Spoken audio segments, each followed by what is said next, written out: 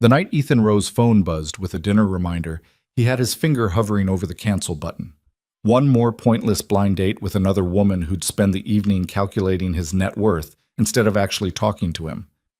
But 30 seconds later, when he walked into that restaurant and saw her sitting there, Lena Hart, the girl from his old neighborhood who never looked at him like a bank account, everything stopped. And he realized the biggest risk of his life wasn't building empires. It was almost missing the one person who'd been right there all along. If you want to see how a single dinner changed two broken lives forever, stay until the end. Drop a like and comment with your city so I can see how far this story travels. The rain hit Manhattan like it had a personal grudge that Friday evening, turning the streets into rivers of brake lights and impatience. Ethan Rowe sat in the back of his black Mercedes, watching water stream down the window, and seriously considered telling Marcus to just turn around. "Traffic's brutal tonight, Mr. Rowe," Marcus said from the driver's seat, his eyes catching Ethan's in the rearview mirror. "We could reschedule if you'd prefer." Ethan's phone sat heavy in his palm. One text to Daniel, his best friend and the architect of tonight's disaster, and he could be back home in 20 minutes. Back to the familiar silence of his penthouse. Back to checking on Sophie, his 6-year-old daughter, already asleep by now with her nanny reading in the next room. Back to the comfortable numbness that had become his life. "No," he heard himself say, though he wasn't sure why. "We're already halfway there." Marcus nodded and Ethan slumped deeper into the leather seat, exhausted before the evening had even started. 32 years old, and he felt ancient.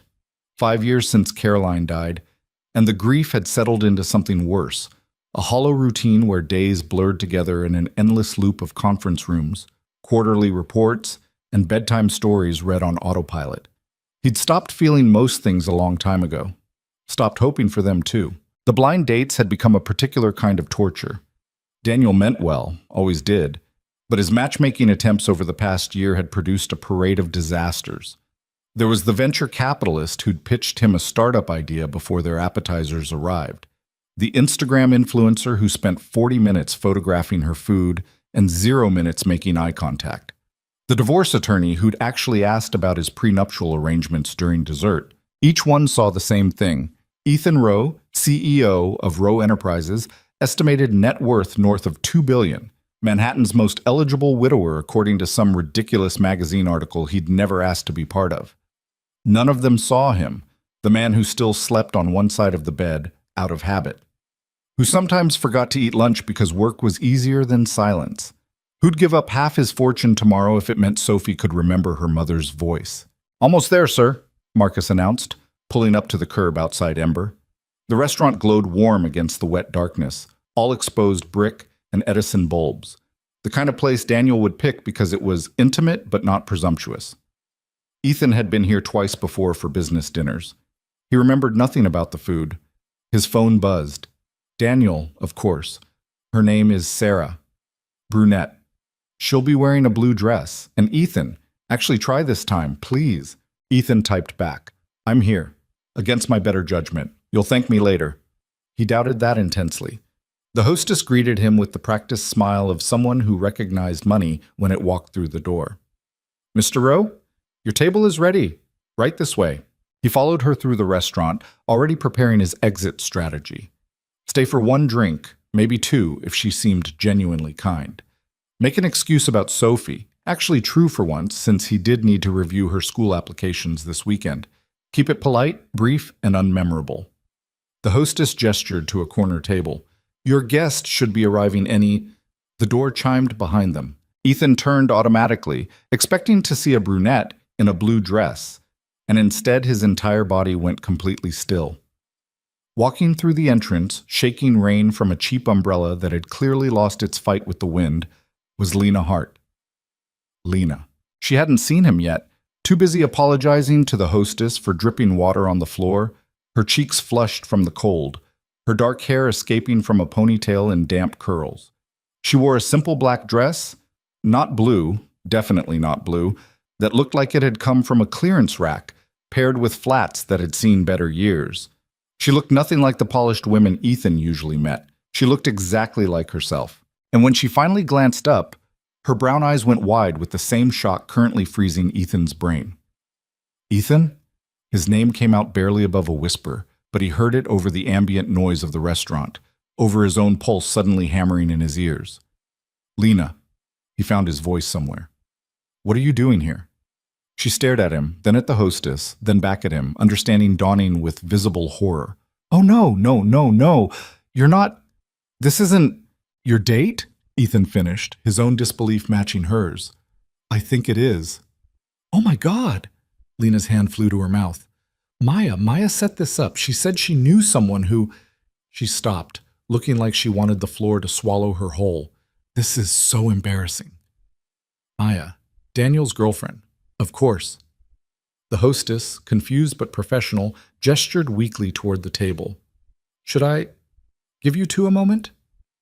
"Yes," Lena said immediately. "No," Ethan said at the same time, then surprised himself by adding, "We'll take the table. Thank you." Lena looked at him like he'd lost his mind. Maybe he had. But something about this situation, the sheer absurdity of it, the cosmic joke of being set up with someone he'd known for 20 years, had cracked through his exhaustion into something almost like amusement. "Ethan, we don't have to do this," Lena said quietly as the hostess retreated. "I know you're busy, and this is clearly a mistake, so we can just… Have you eaten?" he interrupted. "What?" "Dinner. Have you eaten yet?" She blinked at him. "No, but neither have I. We're both already here. We're both already soaked." He gestured at his rain-spotted suit jacket. "Might as well sit down. We can laugh about how our friends ambushed us, eat some overpriced pasta, and call it a night. 1 hour. Then we can both tell them we tried." Lena hesitated, clearly weighing her options, and Ethan could see the exact moment she made the decision. Her shoulders dropped slightly, tension replaced by resignation. 1 hour, she agreed. "But I'm ordering the most expensive thing on the menu since this was your friend's idea." The corner of his mouth lifted. "Deal." They sat down across from each other, and for a moment neither of them spoke. The table felt too small suddenly, too intimate for two people who'd spent years maintaining a careful distance of casual acquaintance. Ethan had known Lena since they were kids growing up in Queens, back before his father's tech company exploded and moved the family to Manhattan. She'd lived 3 blocks over, always quiet, always reading on her front steps while other kids played street hockey. He remembered her as the girl who'd lent him her notes when he missed a week of school with the flu in 8th grade, who'd worked at the corner store after school, who'd smiled at his stupid jokes even when nobody else did. They'd stayed loosely connected over the years, running into each other at the old neighborhood coffee shop when Ethan visited his aunt, exchanging occasional texts around holidays, meeting up maybe twice a year for coffee and catching up. But they'd never been close, not really. Their lives had diverged too sharply. His into privilege and pressure, hers into struggle and sacrifice. He knew the basics. She'd dropped out of college when her father died to help support her mother and younger brother. She worked 2 jobs now, something in retail and something else she'd mentioned once that he couldn't remember. She still lived in Queens, still visited the old neighborhood more than he did. But sitting across from her now, Ethan realized how little he actually knew about the woman Lena had become. "So," she said finally, picking up the menu like a shield, "on a scale of 1 to 10, how badly do you want to kill Daniel right now?" 11, Ethan answered without hesitation. "You?" "Maya's getting at least a strongly worded text." Lena scanned the menu and he watched a small smile tug at her lips. "Oh wow, they have a $40 burger here. Order 3. She laughed, actually laughed, and something in Ethan's chest shifted. When was the last time he'd made someone laugh without trying? A waiter appeared, polite and efficient, and Lena ordered the burger with an apologetic smile. Ethan asked for something he didn't look at, his attention caught on the way Lena's fingers twisted the cloth napkin in her lap. Nervous. She was nervous. That made 2 of them. "I'm sorry about this," she said once the waiter left. "Maya's been on my case for months about getting out more. I should have known she'd pull something like this. Daniel's been doing the same thing. Apparently I've become a hermit." "Have you?" The question was gentle, genuinely curious, and Ethan found himself answering honestly. "Pretty much. Work, Sophie, sleep. That's about it." Lena's expression softened. "How is Sophie? She must be, 6 now? 6.5, according to her. Very important distinction. He pulled out his phone, found a recent photo, Sophie grinning gap-toothed at the camera, covered in paint from art class, and showed it to Lena. "Oh, Ethan." Lena's voice went soft. "She's beautiful. She has Caroline's eyes." She did. Everyone said so, and it never stopped hurting. "She's the only thing I haven't screwed up completely," he said, then immediately regretted the honesty. But Lena didn't look uncomfortable. She just nodded, like she understood exactly what he meant. "I doubt that's true," she said quietly. "But I get it. Some days you wake up and wonder how you're still standing, right? Like you're waiting for everything to fall apart, but it just doesn't. It just keeps going." Ethan stared at her. "Yeah, exactly like that." Their eyes met across the table, and for a second the restaurant noise faded into background static. There was something in her expression, recognition, maybe, or understanding, that made him feel less alone than he had in months. The moment broke when their wine arrived, and Lena immediately took a large sip. "Okay," she said, setting her glass down with more force than necessary. "New rule, no sad talk. We're supposed to be on a terrible blind date, so let's commit to the bit. Ask me something you'd ask a stranger." Ethan considered this. "What do you do for fun?" "Sleep." She grinned at his expression. "What? I work 60 hours a week between 2 jobs. Sleep is fun. Your turn. What do you do for fun?" "I don't remember." "That's depressing. You started it with sleep." "Fair point." Lena took another sip of wine, her shoulders relaxing slightly. "Okay, real answer. I read. A lot. Mostly fantasy novels where everyone has swords and magic, and their biggest problem is dragons, not rent. Escapism. Hardcore escapism," she corrected. "I'm currently 3 books into a 7-book series about a reluctant queen who can control shadows. Very impractical skill, but the author makes it work." Ethan found himself smiling. "That actually sounds interesting." "You're lying to be polite." "I'm really not. I used to read." "Before—" He trailed off, but Lena didn't make him finish. "Well, if you ever want recommendations, I have approximately 200 unread books in my apartment and a library card that's getting a serious workout." 200? She had the grace to look sheepish. "I have a problem, but there are worse addictions, so I'm living with it." The food arrived, and Lena's burger looked ridiculous, a tower of meat and toppings that would require architectural planning to eat. She stared at it, then at Ethan, and burst out laughing. "I'm going to need a strategy for this." "Knife and fork? That feels like cheating." He watched her attempt to pick it up, fail immediately, and resort to deconstructing it with her hands, and something about the unself-conscious way she did it, no pretense, no performance, made him realize how rare that was in his world. "Can I ask you something?" he said. "As long as it's not about my burger-eating technique." "Why'd you say yes to this? The blind date, I mean." Lena paused mid-bite, considering. "Honestly, Maya cornered me after a really long shift, and I was too tired to argue. She did this whole speech about how I never do anything for myself and I deserve happiness, and she knows this great guy who's also looking to meet someone." She shrugged. "I figured one dinner couldn't hurt. What about you?" "Guilt," Ethan admitted. "Daniel's been trying for a year. I kept saying no, and he kept pushing. And eventually I just gave in, figured I'd do my time, let him say he tried, and then he'd drop it. So we're both here under duress." "Apparently." "That's kind of perfect, actually." Lena wiped her hands on her napkin. "Takes the pressure off. We can just be 2 people eating overpriced food and complaining about our well-meaning friends. I can work with that." And somehow, they did. The conversation flowed easier than it should have. Lena told him about her mother's ongoing health issues, diabetes, arthritis, a stubbornness that made doctor visits a negotiation, and how her younger brother Tommy had finally gotten into community college after years of screwing around. She talked about her jobs without complaint, just facts.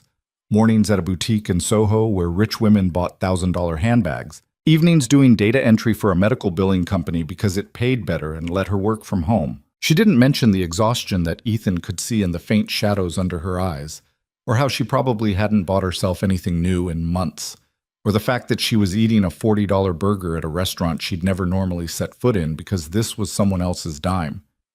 She just talked about her life like it was what it was. No self-pity, no martyrdom, just reality, accepted and dealt with. In return, Ethan found himself talking more than he had in years. He told her about the impossible pressure of running a company his father had built, how every decision felt weighted with legacy and expectation, about Sophie's recent obsession with dinosaurs and how his apartment was now covered in plastic triceratops, about the crushing loneliness of wealth, which sounded stupid when he said it out loud, but Lena didn't laugh. "It's not stupid," she said quietly. "Money doesn't fix loneliness. It just makes it more comfortable." That's depressingly accurate. I have my moments of wisdom, usually around 2 a.m. when I can't sleep. You have trouble sleeping. My brain doesn't have an off switch. She traced the rim of her wine glass. I'll be exhausted, dead on my feet, and the second I lie down, my brain decides it's time to worry about everything at once. Bills, mom's medications, whether Tommy's actually going to class, did I lock the front door? She stopped, looking embarrassed. "Sorry, that's probably too real for a first date." "This isn't a real first date," Ethan reminded her. "Remember? We're just two people complaining." "Right. The duress dinner." "Exactly." She smiled at that, and Ethan noticed details he'd never paid attention to before. The way her nose crinkled slightly when she smiled, how she talked with her hands when she got animated, the fact that she'd ordered the expensive burger as a joke, but was now clearly trying to eat every bite so it wouldn't be wasted. She was pretty. He'd always known that objectively, but now he was actually seeing it. Not magazine pretty or red carpet pretty, just real, warm, present. And when she laughed at something he said about Sophie's teacher, a woman who sent him novels via email about 6-year-old social dynamics, he felt something he hadn't felt in 5 years. Interest. Actual, genuine interest in another person. It terrified him. "What time is it?" Lena asked suddenly. Ethan checked his watch. 9:30. "Shit. Really?" She looked genuinely surprised. "We've been here for almost 2 hours." 2 hours. Their agreed-upon 1 hour had come and gone without either of them noticing. "I should go," Lena said, but she didn't move. "I have to open the boutique at 7 tomorrow, and the subway ride back to Queens is going to take forever in this rain." "Let Marcus drive you." "Marcus?" "My driver. He's parked outside." Lena's expression shifted immediately, walls going up, distance inserting itself between them. "I don't need a ride, Ethan. I'm fine." "I know you're fine, but it's pouring, and you're going to Queens, and I have a car sitting there doing nothing." "That's nice of you, but—" "Lena." He kept his voice gentle. "It's just a ride. Not a statement or a favor or anything weird. Just one person offering another person a dry way home on a shitty night." She studied him for a long moment, and he could see her weighing it, pride against practicality, independence against exhaustion. "Okay," she said finally. "Thank you." They split the check despite Ethan's protests, and Lena insisted on leaving the tip, counting out cash with the careful precision of someone who knew exactly how much money they had. When they walked outside, the rain had softened to a drizzle, and Marcus already had the car pulled up. "Ms. Hart, pleasure to meet you," Marcus said with a slight nod. "Lena, please, and thank you for this." The ride to Queens started in silence. Ethan sat on one side of the back seat, Lena on the other, a careful distance maintained. Through the window, Manhattan gave way to the bridge, then to streets that became progressively less polished, buildings shorter and closer together. "I forgot how different it looks over here," Ethan said quietly. "Different than Manhattan, you mean?" "Yeah. Most people from your world don't come to Queens unless they're lost." There was no accusation in her voice, just observation, but it stung anyway because it was true. "I used to live here," he reminded her. "A long time ago." She turned to look at him. "You're not that kid anymore, Ethan, and that's okay. People change. Lives change." "Do you ever resent it?" The question came out before he could stop it. "That things turned out so differently for us." Lena was quiet for a long moment. "Sometimes," she admitted, "not because of what you have, but because of what I don't. There's a difference.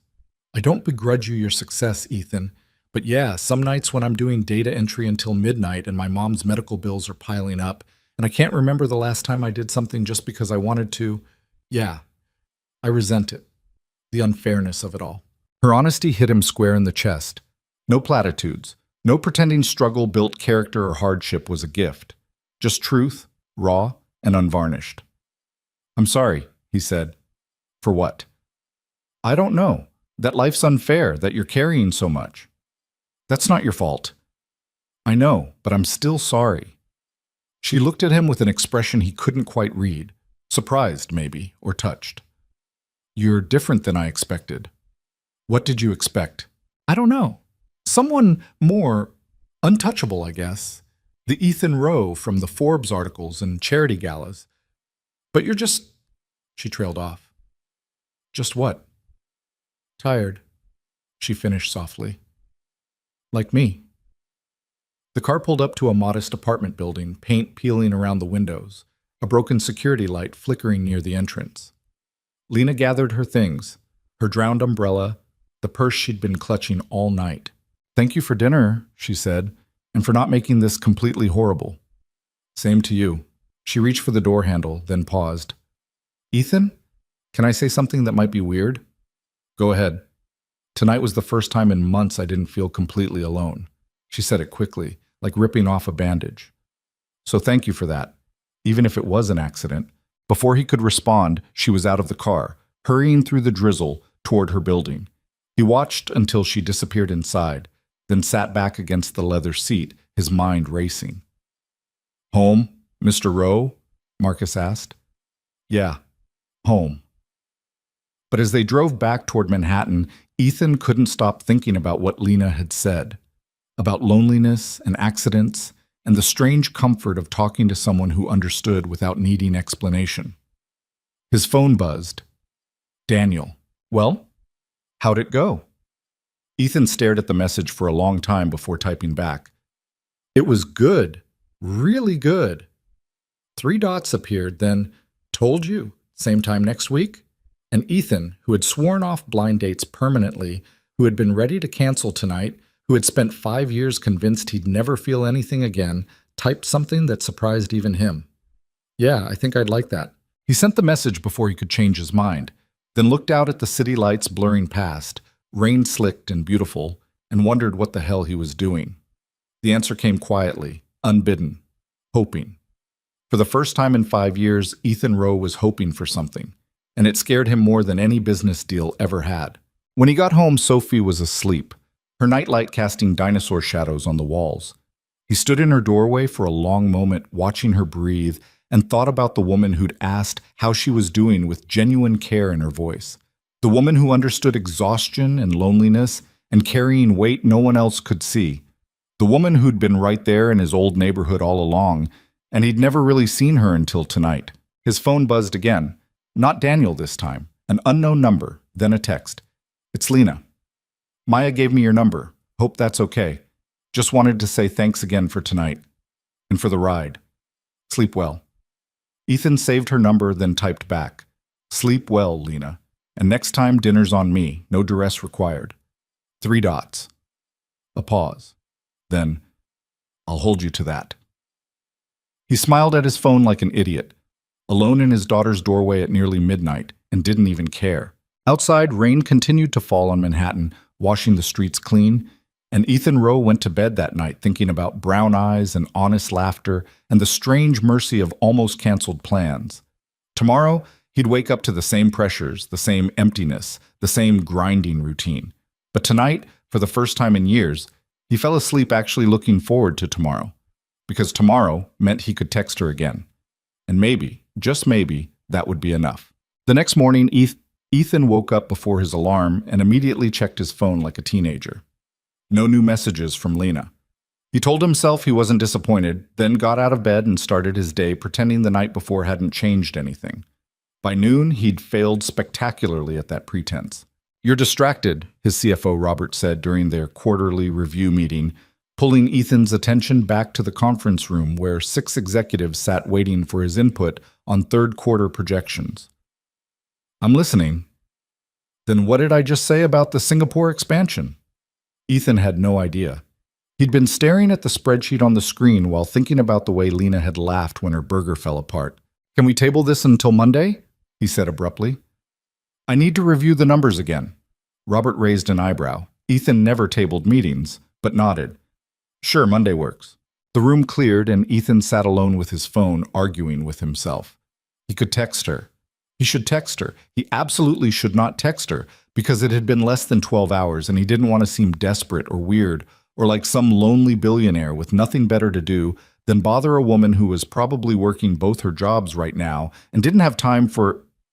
His phone buzzed. Lena, quick question. Is it normal to still be thinking about a $40 burger the next day? Or does that mean I need better food in my life? Ethan smiled at his phone, relief flooding through him in a way that felt completely disproportionate to a simple text. Ethan, probably both. Are you working? Lena, lunch break. Currently eating a sad desk salad and regretting every life choice that led to this moment. Ethan, where are you? Lena, the boutique in Soho. Why? He checked his watch. 1:15. He had a call at 3 with the board, but nothing urgent until then. Ethan, what's the address? Lena, you're not seriously asking what I think you're asking. Ethan, address, Lena. 3 dots appeared and disappeared several times before she finally sent the location. Ethan grabbed his jacket and was out the door before he could overthink it.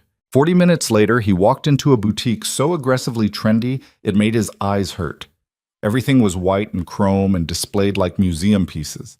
A single handbag on a pedestal, scarves arranged into abstract art, price tags that required a double take.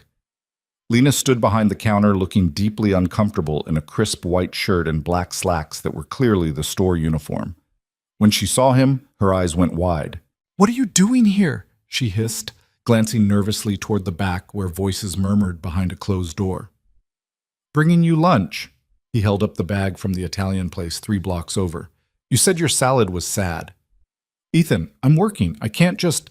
"5 minutes. You get a break, right?" She looked torn between gratitude and panic. "My boss is in the back. If she sees..." Sees what? A customer who wants to buy something? He picked up a scarf at random, checked the tag, and managed not to react to the $300 price. "I'll take this." "You don't want that scarf." "How do you know?" "Because it's hideous and costs more than my weekly grocery budget." He looked at the scarf again. She was right.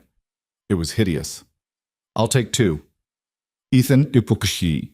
The door to the back room opened, and a woman emerged who looked like she'd been assembled by a committee dedicated to intimidating retail workers. Severe black dress, geometric haircut, expression that suggested she'd never smiled in her life. "Lena, I thought I heard voices." Her eyes landed on Ethan, and something shifted in her face, recognition, calculation, the specific look people got when they realized who he was. "Oh, Mr. Rowe. What a pleasant surprise." "Just browsing," Ethan said smoothly. "Lena was helping me." "Of course, Lena is one of our most dedicated employees." The words sounded complimentary, but the tone suggested otherwise. "Though I do hope she's not being too familiar with our clientele." Lena's jaw tightened almost imperceptibly, and Ethan felt a flash of anger on her behalf. "Actually, we're old friends," he said, his voice taking on the particular edge he used in hostile board meetings. "And she's been extremely professional. I'll take these scarves and whatever else she recommends. Price isn't an issue." The woman's eyes lit up like Christmas had come early. "Wonderful. Lena, please give Mr. Rowe our complete attention. I'll be in my office if you need anything." She disappeared, and Lena exhaled slowly. "You didn't have to do that," she said quietly. "Yes, I did." She was being condescending. She's always condescending. That's just her personality. Lena started ringing up the scarves with practiced efficiency. "And you really don't need to buy these. They're terrible." "I know, but now you get commission, right?" She paused, looking up at him. "That's why you're doing this?" "Partially. Also because I brought you lunch and didn't think about the fact that you might not be able to actually eat it here." Lena glanced toward the back office, then made a decision. "Give me 2 minutes to close out this sale, then meet me at the coffee shop next door. I'll take my 15-minute break." "Deal." She rang him up for $600 worth of merchandise he'd never use, handed him a bag with a professionally fake smile, and said, "Thank you for your purchase, Mr. Rowe. Please come again." "I'm sure I will," he replied, matching her tone. He left, waited 3 minutes at the coffee shop, and then Lena appeared, still looking slightly frazzled. 15 minutes, she said, sitting down across from him. That's all I have. Then you better eat fast. He pushed the bag toward her. She opened it, and her expression softened. You remembered. That you like pesto? You mentioned it once, like 2 years ago. I did? You did. She pulled out the sandwich and for a moment just stared at it. Ethan, this is really nice, but you can't just show up at my work and spend hundreds of dollars so I can take a lunch break. That's insane. Why not? Because, she gestured helplessly, because that's not how normal people operate. You can't just throw money at problems. I wasn't throwing money at a problem. I was buying ugly scarves so your boss would leave you alone long enough to eat something that isn't depressing. He leaned back. There's a difference. Is there? I think so. She took a bite of her sandwich, and he watched her shoulders relax slightly. This is really good, she admitted. Better than the sad salad. Miles better. She ate in silence for a moment, then said, Why'd you really come here? I wanted to see you. The honesty of it hung between them, and Lena set down her sandwich, looking at him with an expression he couldn't quite read. We had one dinner, Ethan. I know. One dinner that was supposed to be a disaster, and we just tolerated it. That's all. Is that what it was to you? Tolerable? She didn't answer right away. No, she said finally. It was good. Really good. But that doesn't change the fact that our lives are completely different. You live in a penthouse in Manhattan. I live in a fifth-floor walk-up in Queens. You're a billionaire CEO. I fold rich women's sweaters for $12 an hour. And that matters, Ethan. You can pretend it doesn't, but it does. Why? Because she stopped, frustrated. Because people like me don't end up with people like you. That's not how the world works. Says who? Says everyone. Says common sense. Says every romantic comedy that's ever been made where they pretend class doesn't matter, and then the poor girl magically fixes all her problems by falling in love with the rich guy. She shook her head. Real life isn't like that. I'm not asking you to fix anything, Ethan said quietly. I just wanted to bring you lunch. Why? Because I liked talking to you last night. Because I haven't slept that well in years. Because when I woke up this morning, the first thing I thought about was whether it would be weird to text you, and then I sat in a meeting thinking about your laugh instead of Singapore expansion projections. He met her eyes. Because I'm tired of pretending I'm fine when I'm not. And you're the first person in 5 years who seems to understand that without me having to explain it. Lena stared at him, and he watched her process what he'd just said. Her fingers twisted the napkin in her lap, the same nervous gesture from last night. This is a bad idea, she said softly. Probably. We barely know each other anymore. We could fix that. Ethan, one more dinner, he interrupted. Not a blind date this time, just us, deliberately choosing to spend time together. If it's terrible, we'll call it an experiment and move on. But if it's not... He let the sentence hang. She looked at him for a long moment, then sighed. One more dinner. Yeah? Yeah. But somewhere normal this time. Not a place where burgers cost $40. Deal. When are you free? I work every day this week except Wednesday evening. Wednesday. I'll pick you up at 7. You don't need to... Lena, I'm picking you up. Let me do this one thing without arguing. She smiled despite herself. Fine, but I'm choosing the restaurant. Whatever you want. Her phone alarm went off, the 15-minute warning. She stood reluctantly, wrapping up the rest of her sandwich. I have to get back before Patricia decides I'm abusing break privileges. Patricia's your boss? Patricia is everyone's nightmare in human form, but yes. She gathered her things. Thank you for this, really. You're welcome. She started to leave, then turned back. Ethan, last night you asked if I ever resented how differently things turned out for us. Yeah. Can I ask you the same question? He considered that. Sometimes I resent that having everything means nothing when you're still lonely. Does that count? Yeah, she said quietly. That counts. She left, and Ethan sat alone with his coffee, watching through the window as she disappeared back into the boutique. His phone buzzed with emails demanding attention, meetings that needed scheduling, decisions that couldn't wait. He ignored all of it for another 5 minutes, just sitting there like an idiot, feeling something he'd almost forgotten existed. Hope was a dangerous thing. It made you stupid and reckless, and willing to show up at someone's workplace with expensive sandwiches just to see them smile. He was definitely in trouble. Wednesday took forever to arrive. Ethan tried to focus on work, but kept finding himself distracted at the worst possible times. During a presentation about Q4 marketing strategy, he zoned out thinking about where to take Lena for dinner. In the middle of reviewing contracts, he caught himself wondering what she was reading now, if she'd gotten further in her Shadow Queen series. Daniel noticed immediately. "You're being weird," he said on Tuesday, cornering Ethan in his office after everyone else had left. "I'm working." "You're staring at your computer like it personally offended you, and you've checked your phone 6 times in the last 10 minutes. Daniel grinned. "This is about Sarah, isn't it? I knew you two would hit it off." "Her name's Lena." "What?" "The woman you set me up with. Lena Hart, not Sarah." Daniel's expression went from smug to confused. "Wait, what?" "But Maya said she was setting you up with—" Understanding dawned. "Oh, shit. Maya set you up with her friend Lena. And you set me up with someone named Sarah, who I'm guessing never showed up." "Nope." "So you and Lena just ran into each other at the same restaurant?" "Apparently our friends decided to use the same venue for their matchmaking schemes." Daniel started laughing. "That's actually incredible. What are the odds?" "I haven't calculated them, but yeah, pretty slim." "And you're seeing her again?" Ethan hesitated, then nodded. "Tomorrow night." "Holy shit, you actually like her." "Don't make it a thing. It's already a thing. You never see anyone twice. You barely wanted to see Sarah once." Daniel leaned against the desk, studying him. "What's different about Lena?" Ethan didn't have a good answer for that, or rather he had too many answers and none of them made sense when he tried to put them into words. "She gets it," he said finally.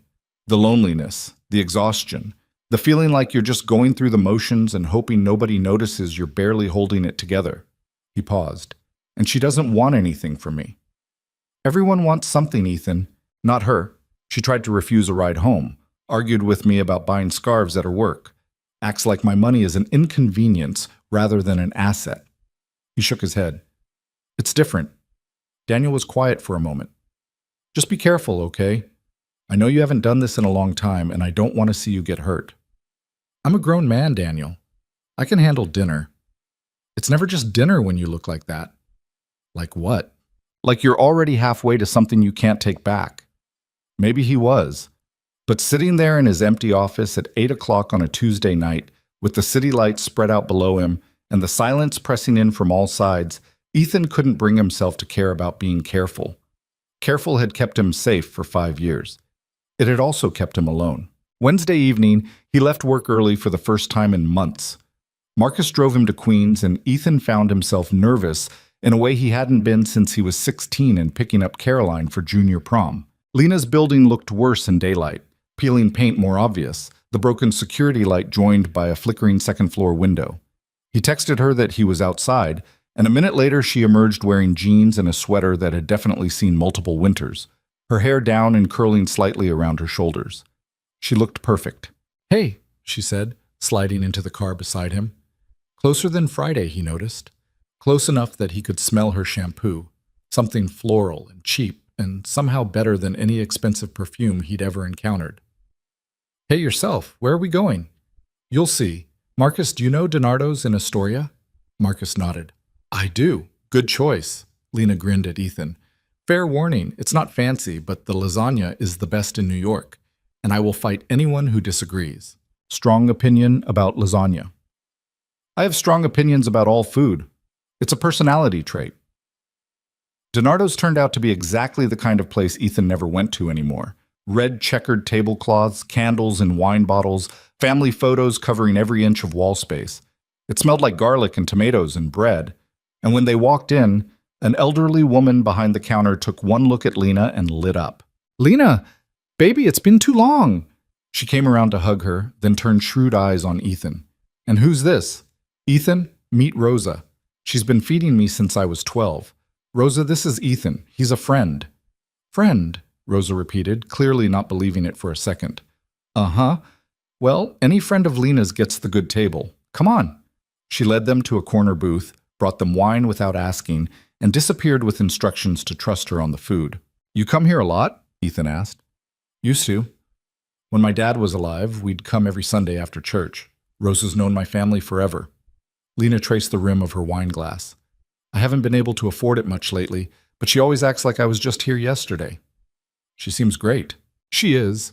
Her son runs the kitchen now, but she still oversees everything like a general commanding troops. Lena smiled.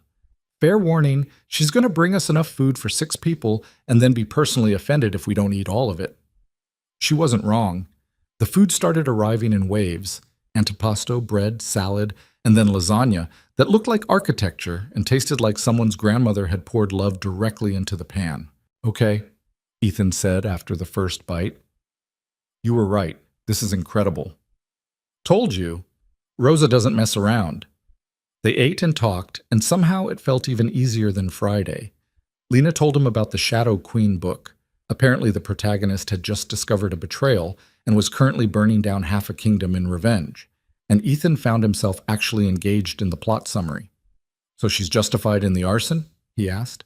Completely. Her best friend slept with her husband and then tried to steal her throne. Burning down a castle or 2 is the minimum acceptable response. That's a very specific moral framework. Fantasy novels have taught me that most problems can be solved with fire and dramatic declarations. She grinned. It's not applicable to real life, but it's therapeutic to read. What would you do if you could solve your problems with fire and dramatic declarations? Burn down the boutique, she said immediately, then laughed.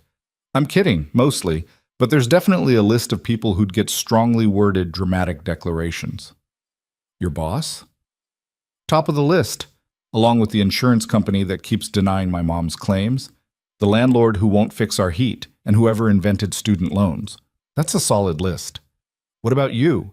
Who gets burned in Ethan Rowe's fantasy revenge? He thought about it. Half my board. The financial reporters who write think pieces about my decisions without knowing the full context. And whoever designed my building's elevator music. The elevator music?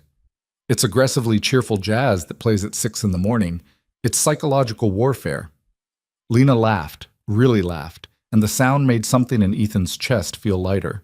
Rosa appeared with dessert they hadn't ordered, winked at Lena, and vanished again. She's trying to impress you, Lena said, looking embarrassed. I'm sorry. Why are you apologizing? Because this whole thing is probably weird for you. The restaurant, Rosa treating me like family, all of it. It's not your world. Maybe I like your world better than mine. She looked at him skeptically. You don't mean that. Why not? Because your world has doormen and heated car seats and restaurants where people bring you food you didn't order because they want to impress you, not because they love you. And that's better? Isn't it? No, Ethan said quietly. It's lonelier. Lena set down her fork, studying him. You really mean that? I do. I have everything, Lena. Everything anyone could possibly want. And most days I'd trade it all to feel like I belong somewhere the way you belong here. She was quiet for a long moment. You know what the worst part about being poor is? She said finally. It's not the struggling or the exhaustion or even the fear that one unexpected bill will destroy everything. It's the invisibility. People look right through you. You serve them coffee, fold their clothes, process their insurance forms, and they never see you as a full person. You're just a function, a thing that does a task. I see you, Ethan said. I know. That's what scares me. Why does that scare you? Because I'm not used to it. Because I don't know what to do with someone who actually pays attention. Because, she stopped, looking frustrated with herself. Because I have terrible instincts when it comes to people who make me feel things. What kind of things? The kind that make me want to trust you, even though I know better. The conversation was veering into territory that felt both thrilling and terrifying. Ethan could feel the shift happening, the movement from casual dinners to something that might actually matter. What if you did trust me? He asked. What's the worst that could happen? You could break my heart. She said it simply, like stating a fact. And I'm barely holding my life together as it is. I don't think I'd survive heartbreak right now. I don't want to break your heart. Nobody ever does. It just happens when lives are too different and reality catches up to whatever fantasy you've been building. Is that what this is to you? A fantasy? Isn't it? She gestured between them. You're a billionaire widower with a daughter and a company to run. I'm a broke retail worker who lives paycheck to paycheck and falls asleep doing data entry at midnight. In what version of reality does this actually work? Maybe this one. Ethan, I'm not asking you to figure out the rest of our lives right now, Lena. I'm just asking for more nights like this. More conversations. More time to see if whatever this is might be worth the risk. She looked at him with an expression caught between hope and fear, and Ethan recognized it because he felt exactly the same way. I'm scared, she admitted quietly. Me too. You don't seem scared. I'm terrified. I haven't felt anything real in 5 years, and now I can't stop thinking about you, and I have no idea what I'm doing. He reached across the table, and after a moment's hesitation, she let him take her hand. But I'd rather be scared and try than safe and alone. Her fingers tightened around his. One step at a time, one step at a time. And if it gets too complicated, we'll figure it out together. She smiled, small and uncertain, but real. Okay. Okay. Okay. Rosa appeared again, looking far too pleased with herself, and started clearing plates while asking Lena about her mother and her brother and whether that nice boy from the neighborhood ever got his act together. Ethan sat back and watched Lena navigate the conversation with easy affection and realized Daniel had been right. He was already halfway to something he couldn't take back. The drive home felt different than Friday. Lena sat closer, their conversation flowing from books to family to the random observation that pigeons were probably running an organized crime syndicate nobody had noticed yet. Think about it, Lena insisted. They're everywhere. They communicate in ways we don't understand, and nobody questions when they just appear places. Classic mob behavior. You've thought about this a lot. I have a long subway commute and an active imagination. Pigeon crime syndicates are just the beginning. When they pulled up to her building, Lena didn't immediately get out. Thank you for tonight, she said, for dinner and for everything else. Thank you for trusting me enough to try. She leaned over and kissed his cheek, quick and soft and over before he could react, then slipped out of the car before he could say anything. He watched her go inside, then sat there like an idiot with his hand pressed to his cheek where her lips had been. Home, Mr. Rowe? Marcus asked, and Ethan could hear the amusement in his voice. Yeah, home. His phone buzzed before they'd even left her block. Lena. For the record, I'm scared and trying, just so we're clear. Ethan. Me too. Same time next week? Lena. Yeah, but I'm picking the place again. You have terrible instincts about restaurants. Ethan. I'll defer to your expertise. Lena. Smart man. Good night, Ethan. Ethan. Good night, Lena. He went home to his empty penthouse and checked on Sophie, who was already asleep with a plastic stegosaurus clutched in one hand. He stood in her doorway and thought about Lena's question, about whether he resented how differently their lives had turned out. The answer was more complicated than he'd admitted. He didn't resent his success or his wealth, but he resented what it had cost him, the isolation, the suspicion that everyone wanted something from him, the exhaustion of never being able to trust anyone's motives. Except Lena didn't want anything from him. She tried to refuse his help, argued about accepting rides, looked uncomfortable when he spent money on her behalf. She just wanted him. The tired, lonely, halfway broken version that he'd been hiding from everyone else. And somehow, that was more terrifying than any business deal he'd ever negotiated. The next morning, he woke up to a text from Daniel. How'd it go? Ethan. Good. Daniel. That's it? Just good? Ethan. Really good. Daniel. I'm taking credit for this. You know that, right? I'm the one who forced you to go to that first dinner. Ethan. You set me up with the wrong woman. Daniel. Details. I created the circumstances. The universe did the rest. Ethan smiled despite himself. Maybe the universe had done the rest. Or maybe it was just dumb luck that he and Lena had both said yes to blind dates they didn't want, showed up at the same restaurant at the same time, and decided to stay despite every reason to leave. Whatever it was, he was grateful for it. The days developed a rhythm after that.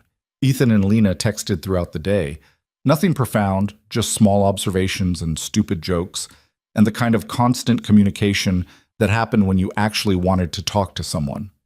She sent him photos of particularly hideous items at the boutique. He sent her pictures of Sophie's increasingly elaborate dinosaur arrangements. They had dinner again the following Wednesday. And the Wednesday after that. Always somewhere Lena chose, always places that felt real and lived in rather than polished and perfect. And slowly, carefully, they started letting their guards down. Lena told him about her ex-boyfriend from 3 years ago who'd borrowed money he never repaid and then ghosted her when she asked about it. About her fear that she'd wake up one day at 50 and realize she'd spent her entire life surviving instead of living. About the dreams she'd given up because responsibility had come first and then become permanent. Ethan told her about the crushing pressure of living up to his father's legacy. About nights when he couldn't sleep because he was terrified of making a wrong decision that would destroy everything his family had built. About Sophie's nightmares and how helpless he felt when she cried for her mother and he couldn't fix it. They talked about loneliness and fear and the specific exhaustion of carrying weight nobody else could see. And somewhere in those conversations, something shifted. It wasn't dramatic or sudden. There was no moment where everything changed. It was gradual, like realizing you'd been cold for so long you'd forgotten what warmth felt like, and then someone lit a fire and you remembered. 6 weeks after their accidental blind date, Ethan realized he was in love with her. He was sitting in a meeting about mergers and acquisitions, and his phone buzzed with a text from Lena complaining about a customer who'd tried to return a dress she'd clearly worn to an event, and he'd smiled without thinking about it. And Robert had noticed. "You've been different lately," Robert said after the meeting ended. "Different how?" "Less miserable. It's unsettling." Ethan laughed. Sorry to disturb you with my improved mood." "Is it the woman Daniel mentioned? Lena?" "Maybe. She must be pretty special." "She is." Robert studied him for a moment. "Just be careful, Ethan. You have a lot to protect. Sophie, the company, your reputation. Make sure she understands what she's getting into." The words rankled more than they should have. "She's not after anything. Everyone's after something. Not her. Then she's either genuine or very good at playing the long game." Robert's expression softened slightly. "I'm not trying to be cynical. I just don't want to see you get hurt. Or worse, see Sophie get attached to someone who doesn't stick around." Sophie. The thought stopped Ethan cold. He'd been so focused on his own feelings, he hadn't fully considered what it would mean to introduce Lena into his daughter's life. That night, he brought it up during dinner at a small Thai place Lena loved. "I need to ask you something," he said. She looked up from her pad thai. "That sounds ominous." "It's not. He struggled to find the right words. "We've been doing this for almost 2 months now, and I think it's going well. Really well. But I have Sophie to think about. And if we're going to keep doing this, eventually she's going to notice. And I need to know if you're okay with that, with potentially being part of her life." Lena set down her fork, and he couldn't read her expression. "You want me to meet Sophie?" "Eventually. Not right now, but yeah. If this is going somewhere." "Where do you want it to go?" The question hung between them, honest and unavoidable. "Somewhere real," Ethan said. "Somewhere that lasts, but only if that's what you want too." Lena was quiet for a long moment, and Ethan felt his heart hammering against his ribs. "I'm terrified of meeting Sophie," she said finally. "Because if I meet her and she hates me, that's one thing.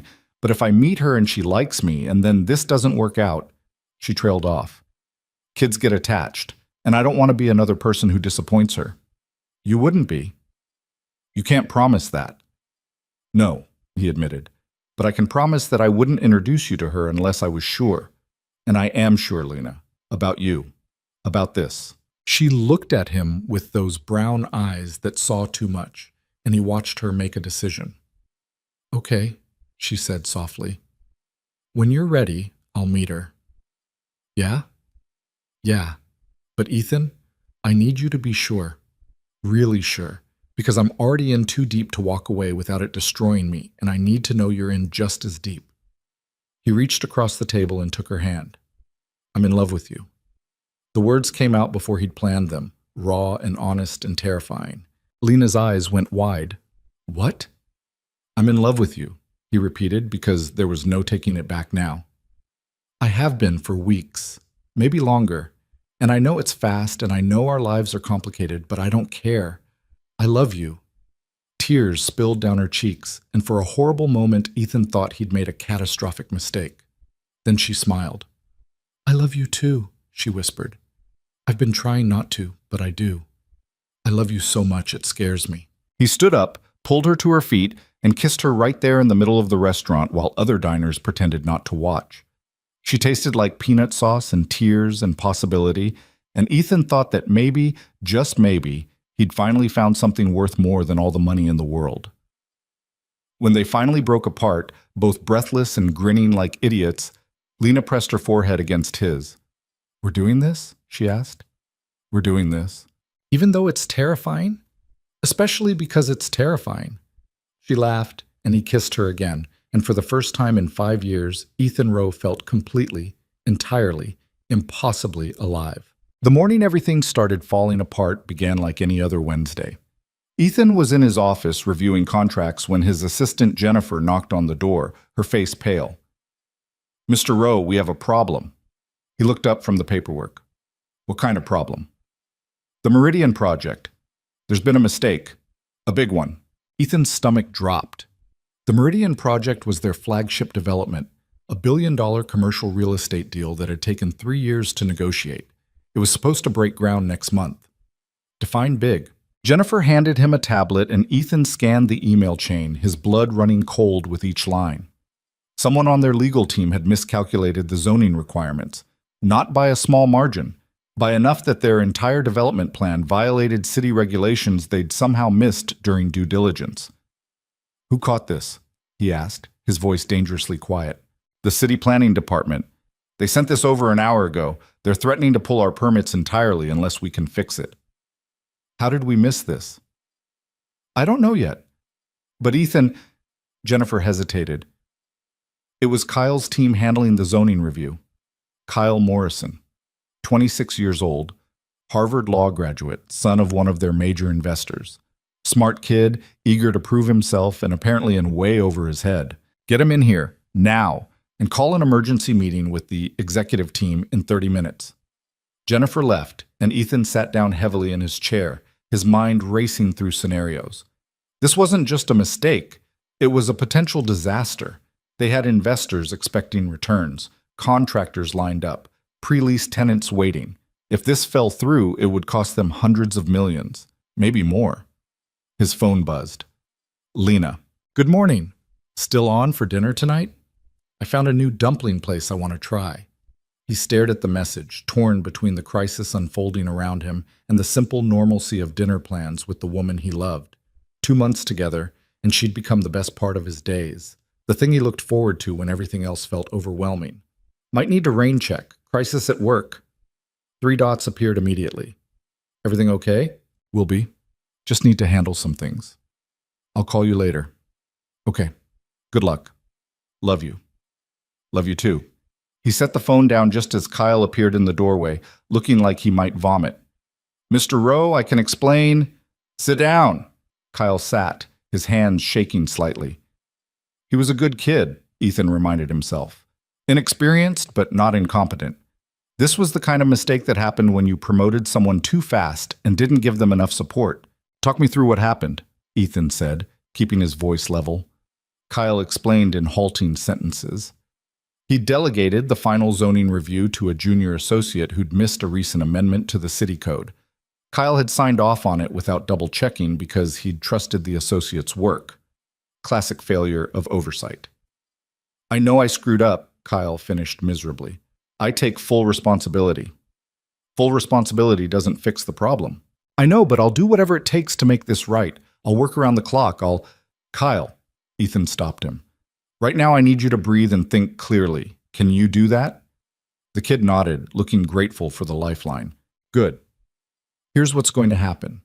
You're going to pull every piece of documentation related to this project.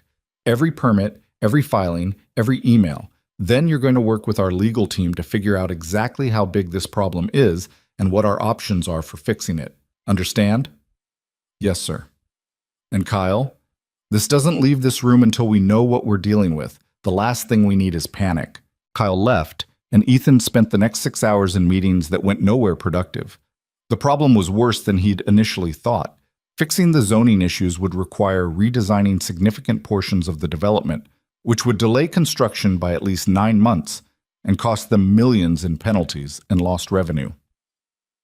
By 7 that evening, Ethan was standing in front of his executive team, watching their faces as he laid out the situation.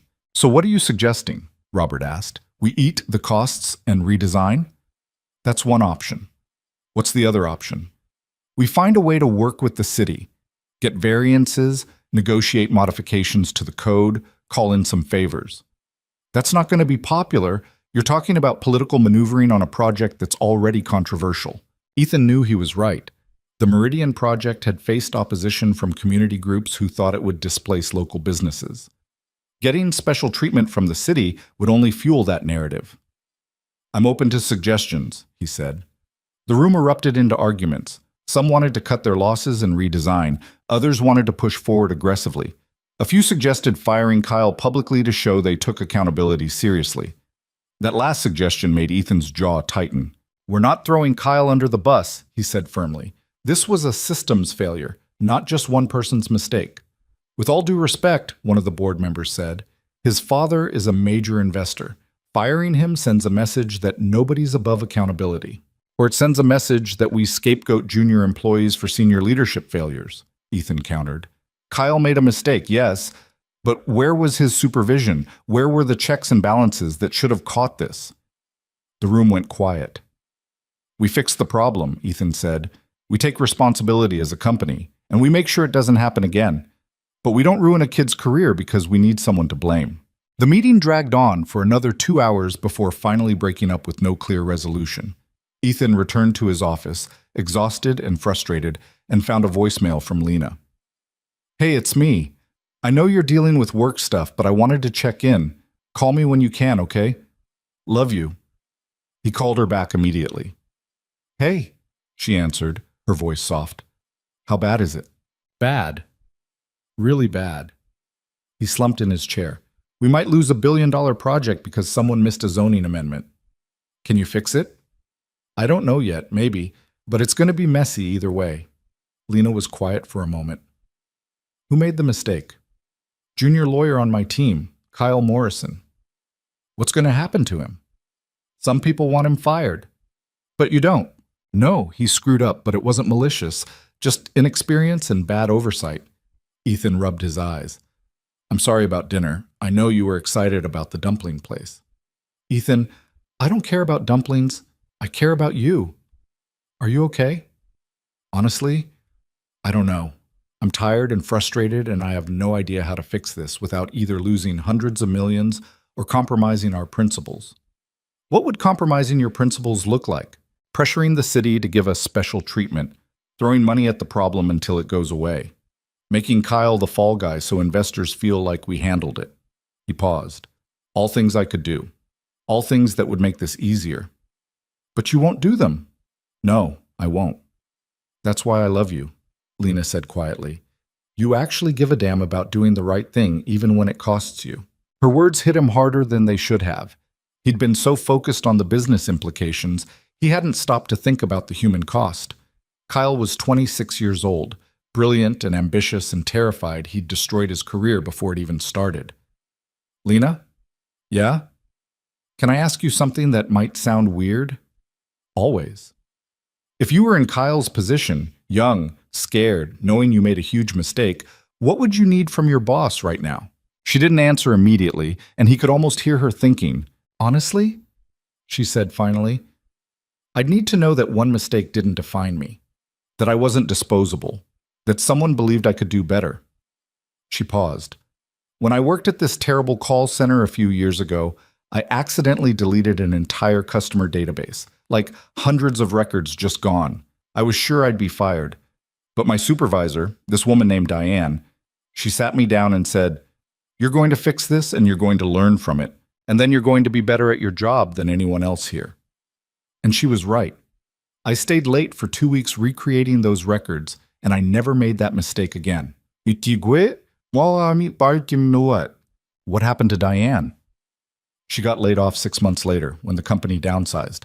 But I still think about her, about how she saw potential in me when I couldn't see it in myself. Ethan sat with that for a moment. You think I should give Kyle another chance? I think you should do whatever feels right to you. But yeah, if he's genuinely trying to fix his mistake and learn from it, I think people deserve second chances, especially when they're scared and young and just need someone to believe in them. When did you get so wise? I've made a lot of mistakes, Ethan. I know what it feels like to need someone to see past them. They talked for another hour, about nothing and everything, about her day at the boutique and his frustration with the board. And by the time they hung up, Ethan felt steadier. The next morning, he called Kyle into his office. The kid looked like he hadn't slept. Dark circles under his eyes, clothes slightly rumpled, the desperate expression of someone waiting for an execution. Sit, Ethan said. Kyle sat. I talked to the team last night. We're going to redesign the project to meet the zoning requirements. It's going to cost us, and it's going to delay construction, but it's the right move. Kyle nodded miserably. I also told them we're not firing you. Kyle's head snapped up. What? You made a mistake, a big one, but you owned it, and you've been working your ass off to fix it. That counts for something. Mr. Rowe, Kyle's voice cracked. I cost the company hundreds of millions of dollars. You made an oversight that revealed systemic problems in our review process, problems I should have caught months ago. Ethan leaned forward. You're not taking the fall for this alone, Kyle. We're all responsible, and we're all going to fix it together. I don't understand. It's simple. You're going to work with our legal team on the redesign. You're going to help implement better oversight protocols so this doesn't happen again. And you're going to learn from this experience so that 10 years from now, when you're running your own projects, you'll know exactly what not to do. Kyle stared at him like he'd grown a second head. You're giving me more responsibility after I screwed up this badly? I'm giving you a chance to prove you can do better. Don't make me regret it. I won't. I swear, Mr. Rowe, I'll work day and night to make this right. Kyle, breathe and go home and sleep. You look like hell. I can't sleep, not until we fix this. Then let me give you some advice, Ethan said. This job will take everything from you if you let it. Your time, your health, your relationships. Don't let it. Fix what you can, learn what you need to, and then go home and have a life. Because I promise you, the company will survive without you working yourself to death. Kyle nodded slowly, then stood. At the door, he turned back. Mr. Rowe, thank you for not giving up on me. Don't thank me yet. Thank me when we fix this mess. After Kyle left, Ethan sat alone in his office and thought about Lena's words, about second chances and seeing potential, and how one person's belief could change everything. He texted her. Thank you for last night. You helped more than you know. What did you decide? I'm giving him another chance, because someone I love reminded me that everyone deserves one. I'm proud of you, even though it's going to cost us millions, especially because of that. Money you can make back. Integrity is harder to find. He smiled at his phone, then got back to work. The next few weeks were brutal. Long days of negotiations with the city, redesign meetings that stretched past midnight, tense calls with investors who wanted blood. Ethan barely slept, barely ate, survived on coffee and sheer stubbornness. But through it all, Lena was there. Not fixing anything. She couldn't, but just being present. Showing up at his office at 10 o'clock with food he'd actually eat. Sending him stupid memes during particularly terrible conference calls. Reminding him that the world existed beyond quarterly reports and zoning amendments.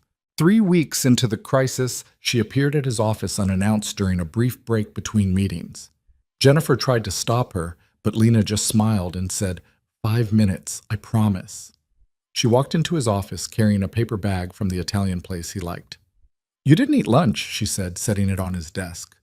Don't argue. I checked with Jennifer. I don't have time. Ethan, you look like you're about to pass out. Eat. He wanted to protest, but the smell of garlic and tomatoes made his stomach growl. He hadn't realized how hungry he was until food appeared in front of him. Lena sat across from him while he ate, not saying anything, just being there. And somehow that helped more than any advice or solution could have. How bad is it really? She asked finally. We're going to survive. Barely. But it's going to take another month to finalize everything, and we're looking at significant losses. He set down his fork. Robert thinks I'm being soft, stupid even, that I should have made an example of Kyle and moved on.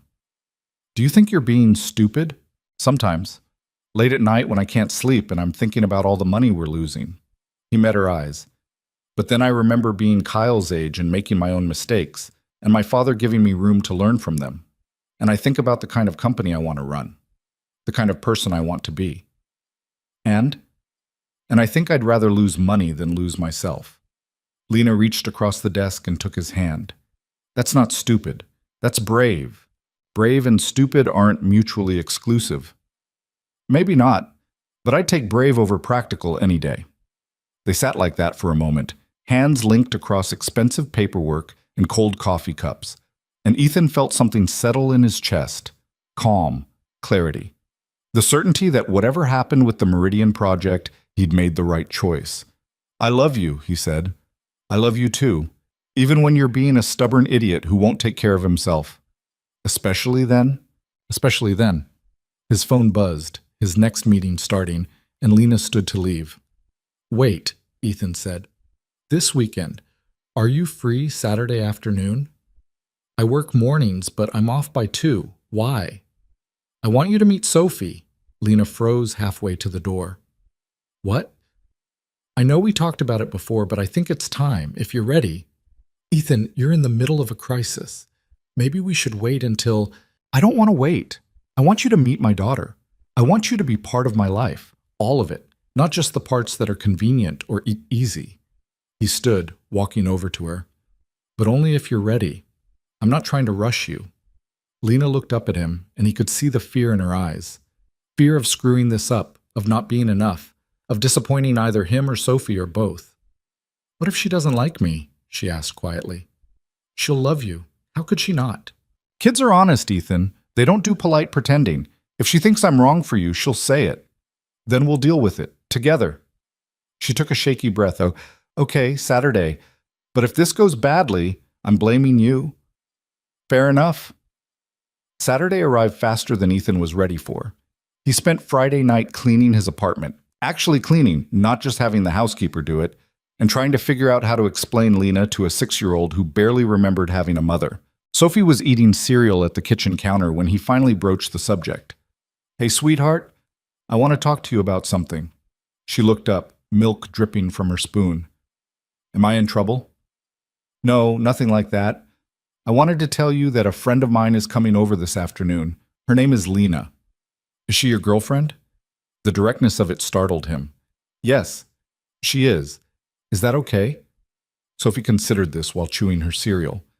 Does she like dinosaurs? I don't know. We could ask her. If she doesn't like dinosaurs, she can't be your girlfriend. That's a pretty strict rule. Dinosaurs are important, Dad. He smiled despite his nerves. I'll make sure to mention that. At 2:30, the doorbell rang, and Ethan's heart started racing.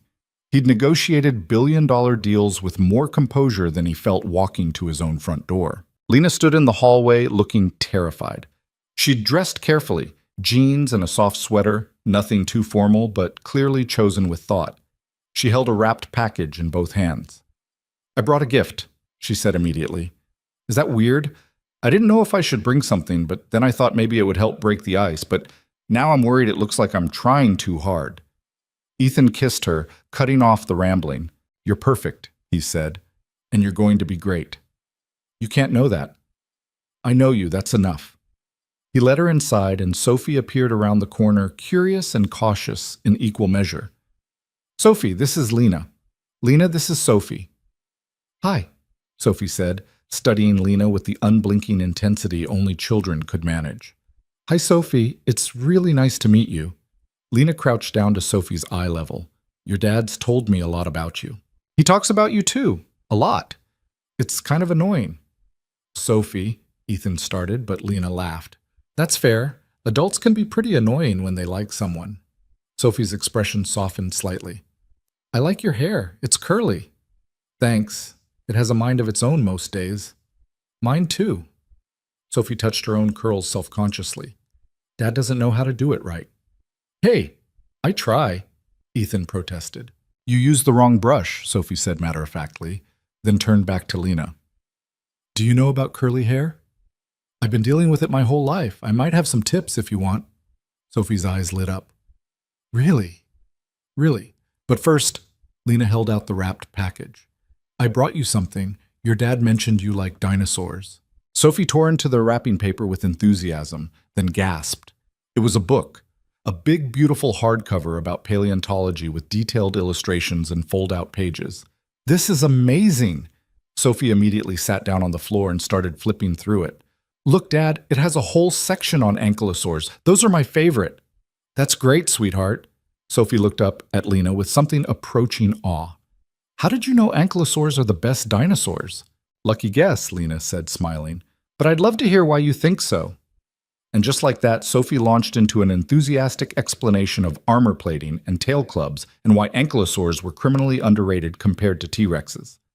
Lena sat down on the floor next to her, genuinely listening, asking questions that made Sophie's explanations get more animated. Ethan watched them together, his daughter and the woman he loved, sitting cross-legged on his living room floor talking about prehistoric creatures, and felt something shift in his chest.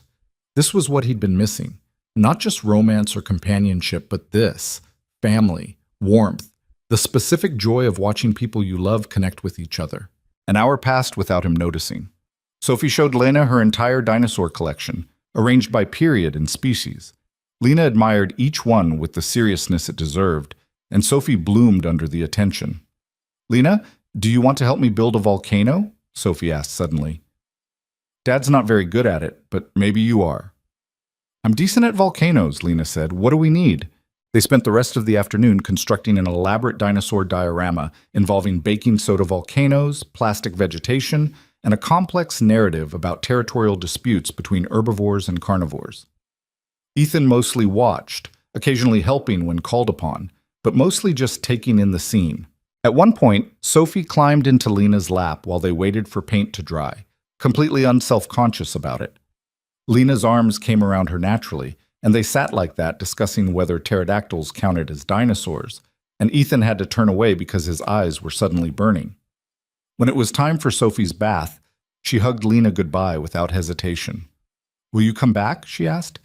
If your dad invites me, I'd love to. Good, because we didn't finish the volcano, and also I want to show you my rock collection next time. I can't wait. Ethan walked Lena to the door while Sophie headed to the bathroom, and the moment they were alone, Lena sagged against the wall. Oh my God, she breathed. That was the most terrifying thing I've ever done. You were perfect. I was freaking out the entire time. Did you see my hand shaking when I gave her the book? She loved the book. She loved you. Lena looked at him with tears in her eyes. She's amazing, Ethan. She's smart and funny and so much like you it hurts. She sat in your lap. I know. Lena wiped her eyes. I wasn't expecting that. And when she did, her voice cracked. I could see it, the three of us, actually being a family. And it scared me because I want it so badly, and I don't know if I deserve it. Ethan pulled her into his arms. You deserve everything.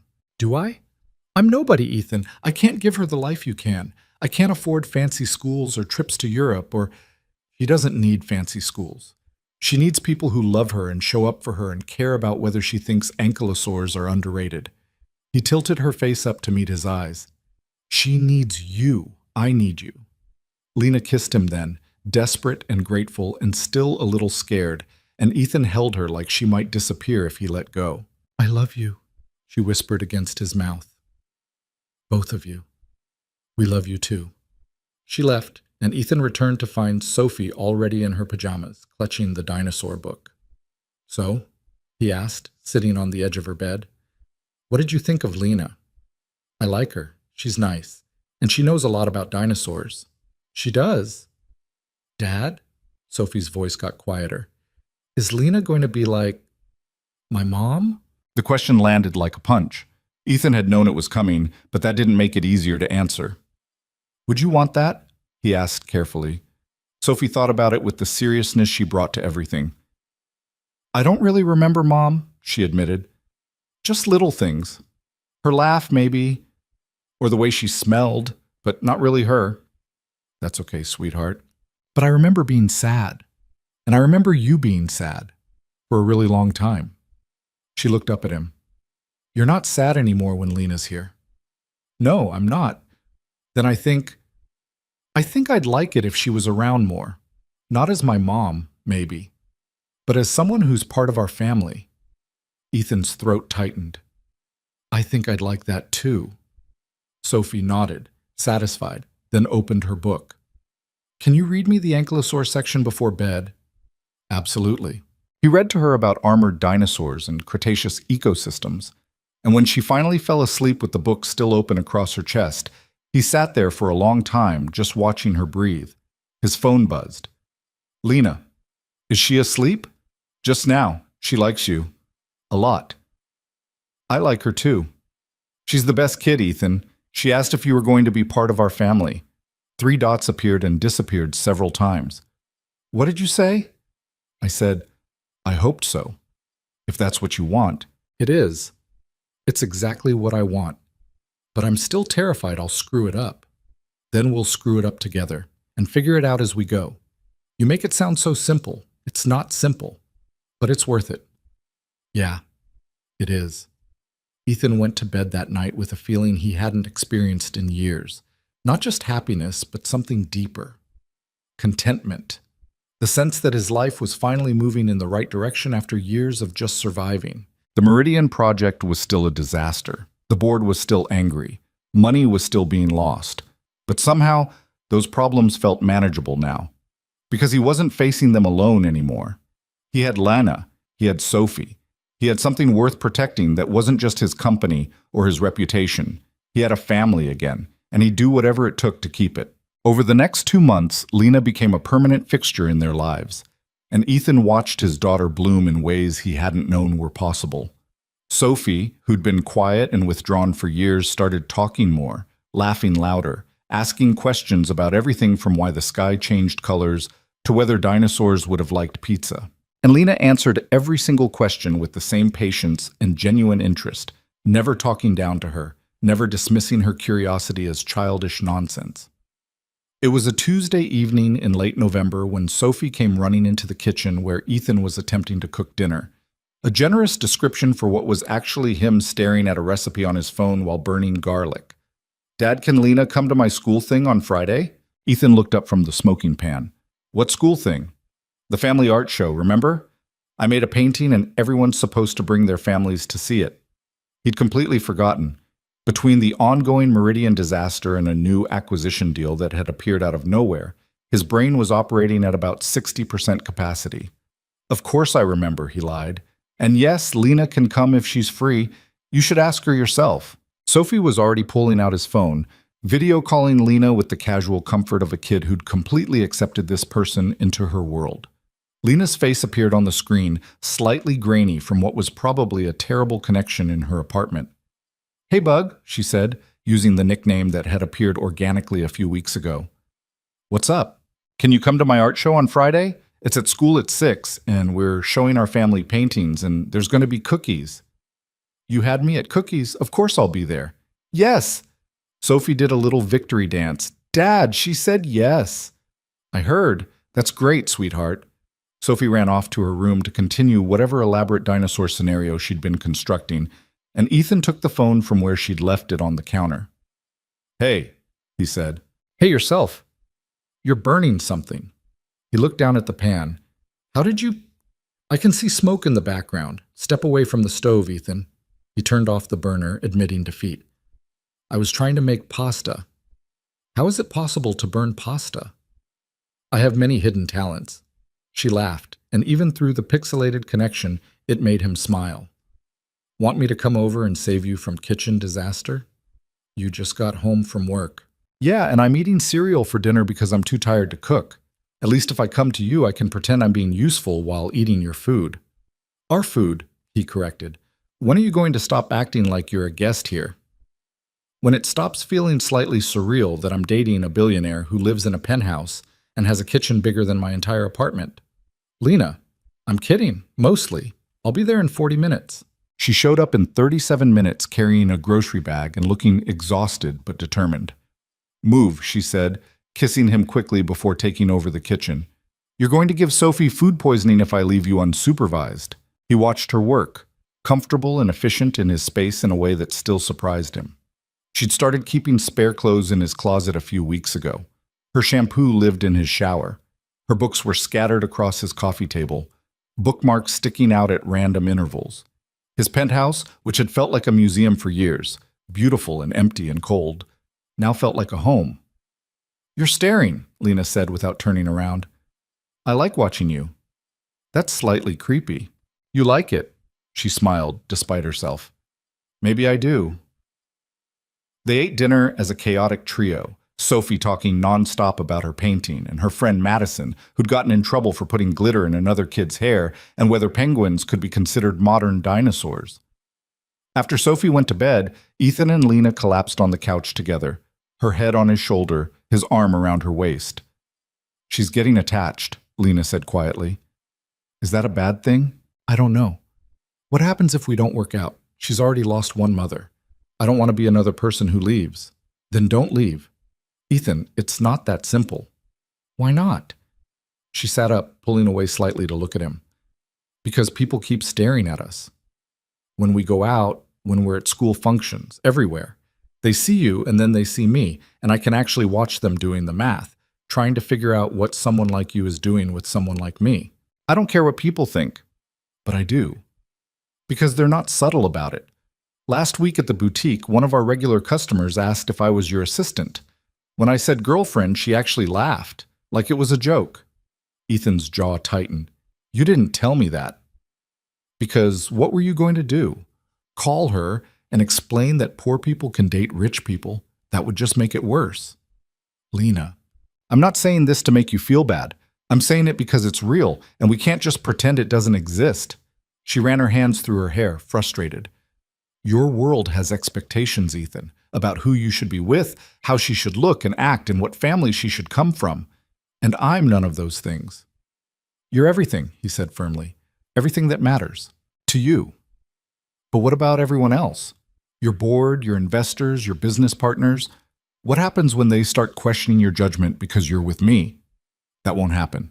You don't know that. She was right, and they both knew it. The whispers had already started. Daniel had mentioned them carefully a few weeks ago, warning Ethan that some board members were concerned about optics and appropriate associations. Ethan had shut it down immediately, but the fact remained, people were watching, judging, making assumptions. Come to the charity gala with me next month, he said suddenly. Lena blinked. What? The annual winter gala. It's the biggest event we do. All the major investors, business partners, press coverage. Come with me. As my date. Officially. Ethan, that's insane. Why? Because, she gestured helplessly, because I don't belong at something like that. I don't have the right clothes. I don't know how to talk to those people. I'll say something wrong and embarrass you. You could never embarrass me. You say that now, but wait until I'm standing next to women in designer gowns who actually know which fork to use. And I'm the girl from Queens wearing a dress from a discount store who can't tell the difference between champagne and Prosecco. I don't know the difference either. Yes, you do. You're just being nice. He took her hands, making her look at him. Lena, I don't want you to change. I don't want you to pretend to be someone you're not. I just want you beside me at an event that matters, so everyone can see that you matter to me, that we're real. This feels like a statement. It is a statement. That I'm done hiding the best thing in my life because other people might have opinions about it. She looked at him for a long moment, and he could see the war happening behind her eyes.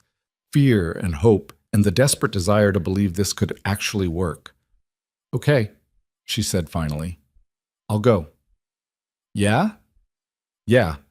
But I'm going to need help with the whole gala-appropriate outfit situation because I literally have no idea what that even means. Done. Whatever you need. Ethan, I can't afford Let me do this, please. Just this once. Let me take care of something without arguing about it. She studied his face, then nodded. Okay, but just this once. He kissed her, grateful and relieved and terrified because he knew what he was really asking. He wasn't just inviting her to an event. He was asking her to step fully into his world, to face the scrutiny and judgment and inevitable criticism that came with being connected to him. And she was saying yes anyway. The next few weeks passed in a blur of normal life punctuated by moments of unexpected happiness.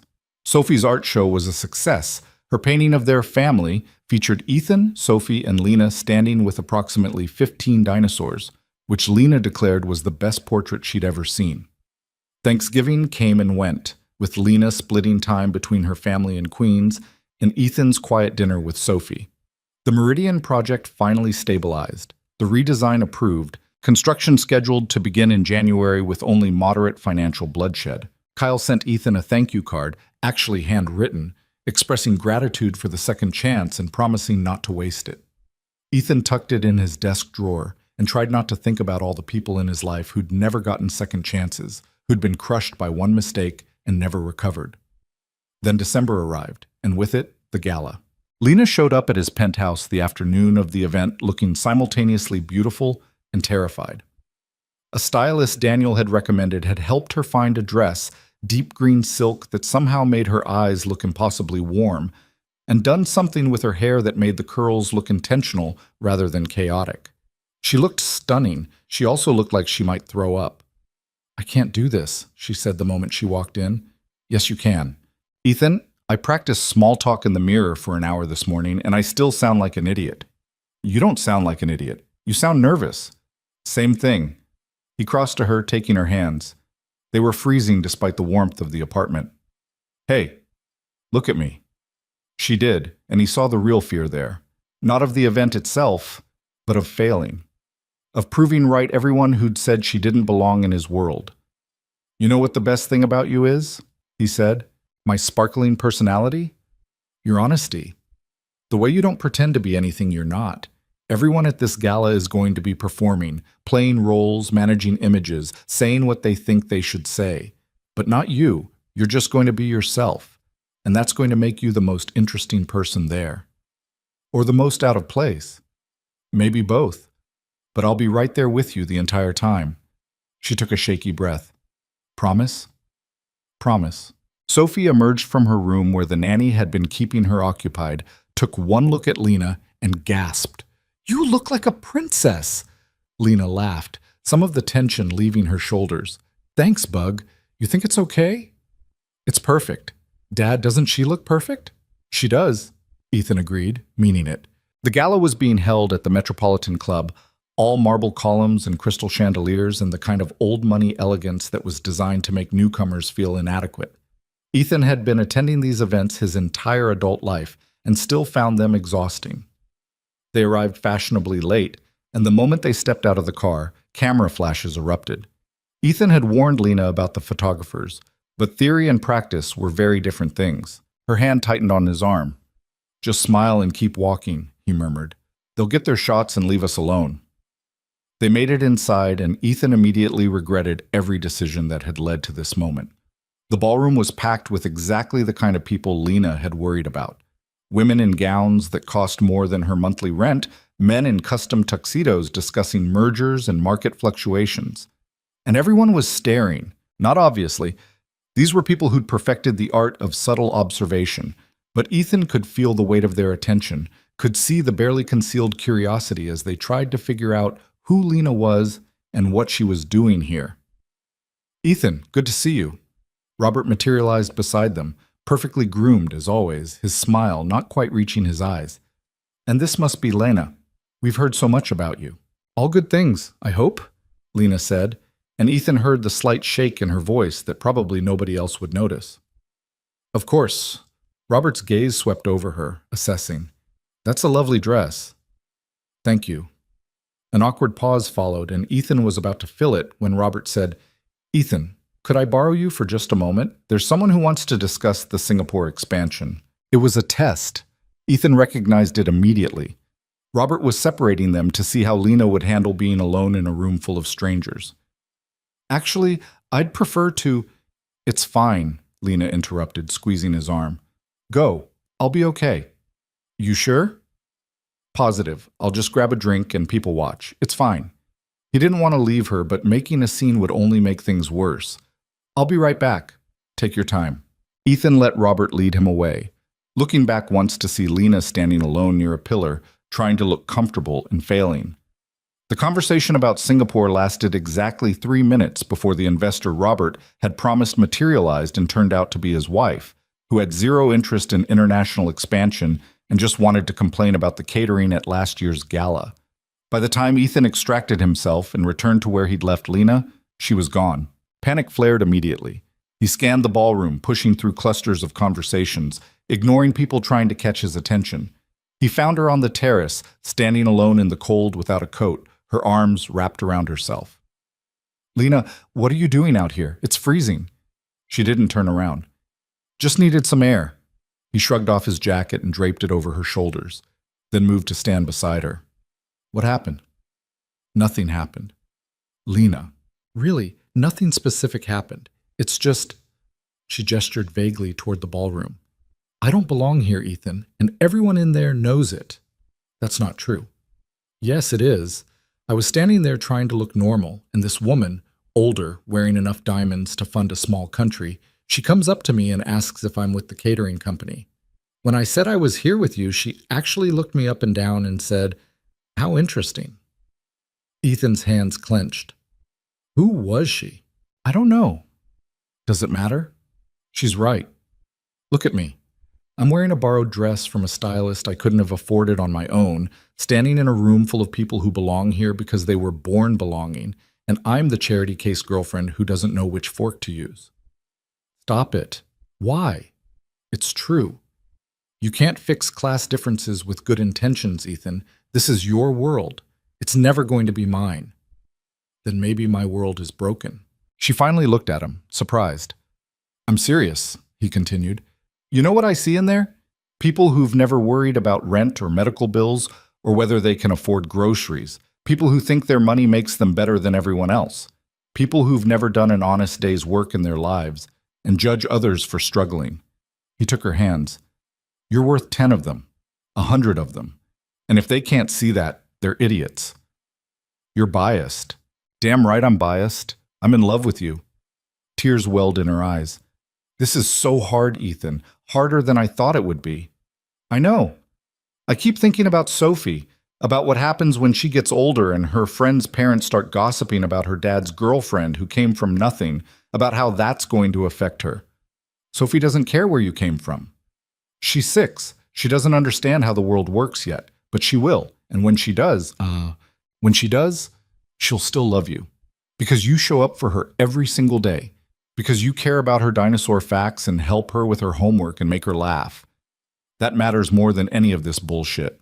Lena wiped her eyes, careful not to smudge the makeup the stylist had so carefully applied. "I want to believe that." "Then believe it." They stood together in the cold, the sounds of the gala muffled behind them, and Ethan made a decision. "Come on," he said, taking her hand. "Where are we going?" "Back inside. We're going to walk into that ballroom and we're going to dance and we're going to show everyone in there that I chose you. Not because you fit their idea of appropriate, but because you're real and honest and the best thing that's ever happened to me." "Ethan." "Basta. I'm done hiding the most important person in my life. I'm done letting other people's opinions dictate how I live, and I'm done watching you doubt yourself because some diamonds and Botox nightmare couldn't recognize quality when she saw it." Despite everything, Lena laughed. "Diamonds and Botox nightmare? Too much?" "Just enough." He led her back inside, and before she could talk herself out of it, pulled her onto the dance floor. A string quartet was playing something classical and pretentious, and Ethan had never been more grateful for all the cotillion lessons his mother had forced on him as a teenager. "I don't know how to dance like this," Lena whispered. "Just follow my lead. And if I step on your feet, pretend it was intentional." She smiled, and they moved together slowly, and Ethan was acutely aware of every eye in the room tracking their movement. Let them stare. Let them judge. Let them whisper about the billionaire and the girl from Queens who didn't match their expectations. He didn't care anymore. What he cared about was the woman in his arms, who was brave enough to walk into a room that didn't want her and stay anyway, who loved his daughter like she was her own, who saw him, really saw him, past the money and the reputation and the carefully constructed image. "Thank you," Lena said quietly. For what? For this. For defending me. For not being embarrassed to be seen with me. I could never be embarrassed. I'm proud to be with you. She rested her head against his shoulder, and they finished the dance in comfortable silence. When the song ended, Daniel appeared with Maya, Lena's friend who'd started this whole mess by setting up that first blind date. You two look good together, Maya said, hugging Lena. I'm taking full credit, by the way. You set her up with someone else, Ethan pointed out. Details. I created the circumstances. The universe handled the rest. They laughed, and slowly, the tension of the evening started to ease. A few of Ethan's actual friends, the ones who'd known him since before the money, who remembered him as just a kid from Queens who got lucky, came over to meet Lena and welcomed her warmly. Not everyone was kind. There were still stares, still whispered conversations behind hands, still women who looked at Lena like she was dirt on their expensive shoes. But there were also moments of unexpected grace. An older woman, someone's grandmother, Ethan gathered, approached them near the end of the evening and took Lena's hand. Don't let them get to you, dear, she said quietly. I married my husband 40 years ago when his family thought I was completely unsuitable, too poor, too ethnic, too everything wrong. But we built a good life anyway, and those same people who turned their noses up at me eventually came around. Or they didn't, and we stopped caring. She patted Lena's hand. The ones who matter will see your worth. The rest aren't worth your time. She walked away before either of them could respond, disappearing into the crowd. Lena looked at Ethan with wonder. Did that really just happen? I think it did. Maybe this world isn't completely terrible. Just mostly terrible. But getting better. They stayed until the end of the evening, not hiding, not leaving early, making it clear that they belonged there just as much as anyone else. On the drive home, Lena kicked off her heels and leaned against Ethan's shoulder. That was exhausting, she said. I know. I'm sorry. Don't be. I'm glad we did it, even the terrible parts. She turned to look at him. You really meant what you said about being proud to be with me? Every word. Good. Because I'm proud to be with you too. Even when you drag me to fancy galas where I have no idea what's happening. He kissed the top of her head. No more galas for at least a month. I promise. I'll hold you to that. When they got home, Sophie was asleep, and the nanny had already left. They changed out of their formal clothes, Lena borrowing one of his t-shirts, Ethan in sweatpants, and collapsed on the couch together. I have a confession, Lena said. What's that? Part of me was hoping tonight would be a disaster so I'd have an excuse to never go to one of those things again. And now? Now I'm thinking maybe I could handle it occasionally, if you're there, and if there's good food. The food was terrible. That does lower my enthusiasm significantly. They sat in comfortable silence for a while, and Ethan thought about how far they'd come. From that first accidental dinner to this, sitting in his living room wearing sweatpants, talking about terrible gala food, completely comfortable with each other. Lena? Move in with us. She went very still. What? Move in. You're here almost every night anyway. Your toothbrush is in my bathroom. Your clothes are in my closet. Sophie asks for you the second she wakes up. Just make it official. Ethan, that's a huge step. I know. And I know it's scary and complicated, and there are 1,000 reasons to say no. But I'm asking anyway, because I love you and Sophie loves you, and this already feels like home when you're here. She sat up to look at him properly. What about my apartment, my jobs, my mom? Keep the apartment if you want. We'll figure out the commute to your jobs. And your mom, we'll make sure she's taken care of. Whatever she needs. You can't just fix everything with money. I'm not trying to fix anything. I'm trying to build something. With you. Lena's eyes filled with tears again. You're making this really hard to say no to. Then don't say no. Say yes. What about Sophie? Have you asked her? I wanted to ask you first, but I know what she'd say. She asks me almost every day when you're coming over, when you're staying, if you'll be here for breakfast. She does? She does. You're already part of this family, Lena. I'm just asking you to make it official. She was quiet for a long time, and Ethan forced himself not to push, not to rush her into a decision she wasn't ready for. Okay, she said finally. Okay? Okay, I'll move in. But she held up a hand when he started to smile. We do this slowly. I'll keep my apartment for now, just in case. And we tell Sophie together. And I still pay my own bills and work my own jobs because I'm not going to be the kept girlfriend who depends on you for everything. Deal. As long as you let me help when you need it. I'll think about it. I'll take it. He kissed her then, deep and grateful and full of promise. And when they finally broke apart, they were both smiling. Should we tell Sophie in the morning? Lena asked. Let's tell her at breakfast. She's going to lose her mind. In a good way? In the best way. They went to bed, their bed now, officially, and Ethan lay awake for a long time just watching Lena sleep beside him, her hair a mess on the pillow, her breathing soft and even. 6 months ago, he'd been ready to cancel a blind date, ready to spend another evening alone in his empty penthouse, convincing himself that loneliness was just the price of success. And now he was here, planning breakfast announcements with the woman he loved, building a life that felt real and messy and absolutely perfect. The world outside might not understand them, might judge and gossip and question what they saw in each other. But in here, in the quiet of his bedroom with Lena sleeping beside him and his daughter down the hall, none of that mattered. He'd found his family, his home, his reason to keep going, and he wasn't letting go for anything. Sophie's reaction to Lena moving in was exactly what Ethan had predicted, pure, unfiltered joy, followed by approximately 40 questions about logistics that neither adult had fully thought through. So you'll be here every morning? Sophie asked, syrup dripping from her fork as she processed the news over Saturday pancakes. Every morning, Lena confirmed. And every night? Every night. And you'll help me with my science project about volcanoes? Absolutely. And we can have movie nights whenever we want? Within reason. You still have a bedtime. Sophie considered this, then turned to Ethan with the seriousness of a Supreme Court justice. Dad, this is the best decision you've ever made. I agree, he said, catching Lena's eye across the table. What Sophie didn't see, what Ethan was carefully not mentioning, was how complicated the actual logistics were turning out to be. Lena had been slowly moving her things over for 2 weeks now, and the process had revealed just how different their lives really were. Her entire apartment could have fit inside his living room.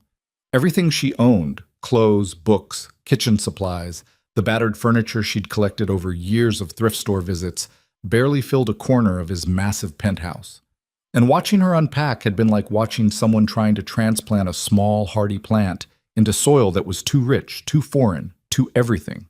I don't know where half this stuff goes, she'd said the previous evening, standing in his walk-in closet that was bigger than her old bedroom.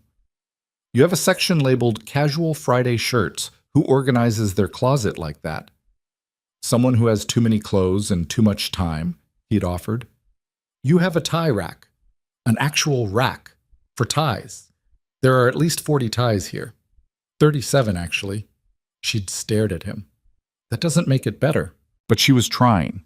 Every morning she'd wake up in his bed, their bed, and look slightly surprised to be there, like her brain still hadn't fully accepted this as reality.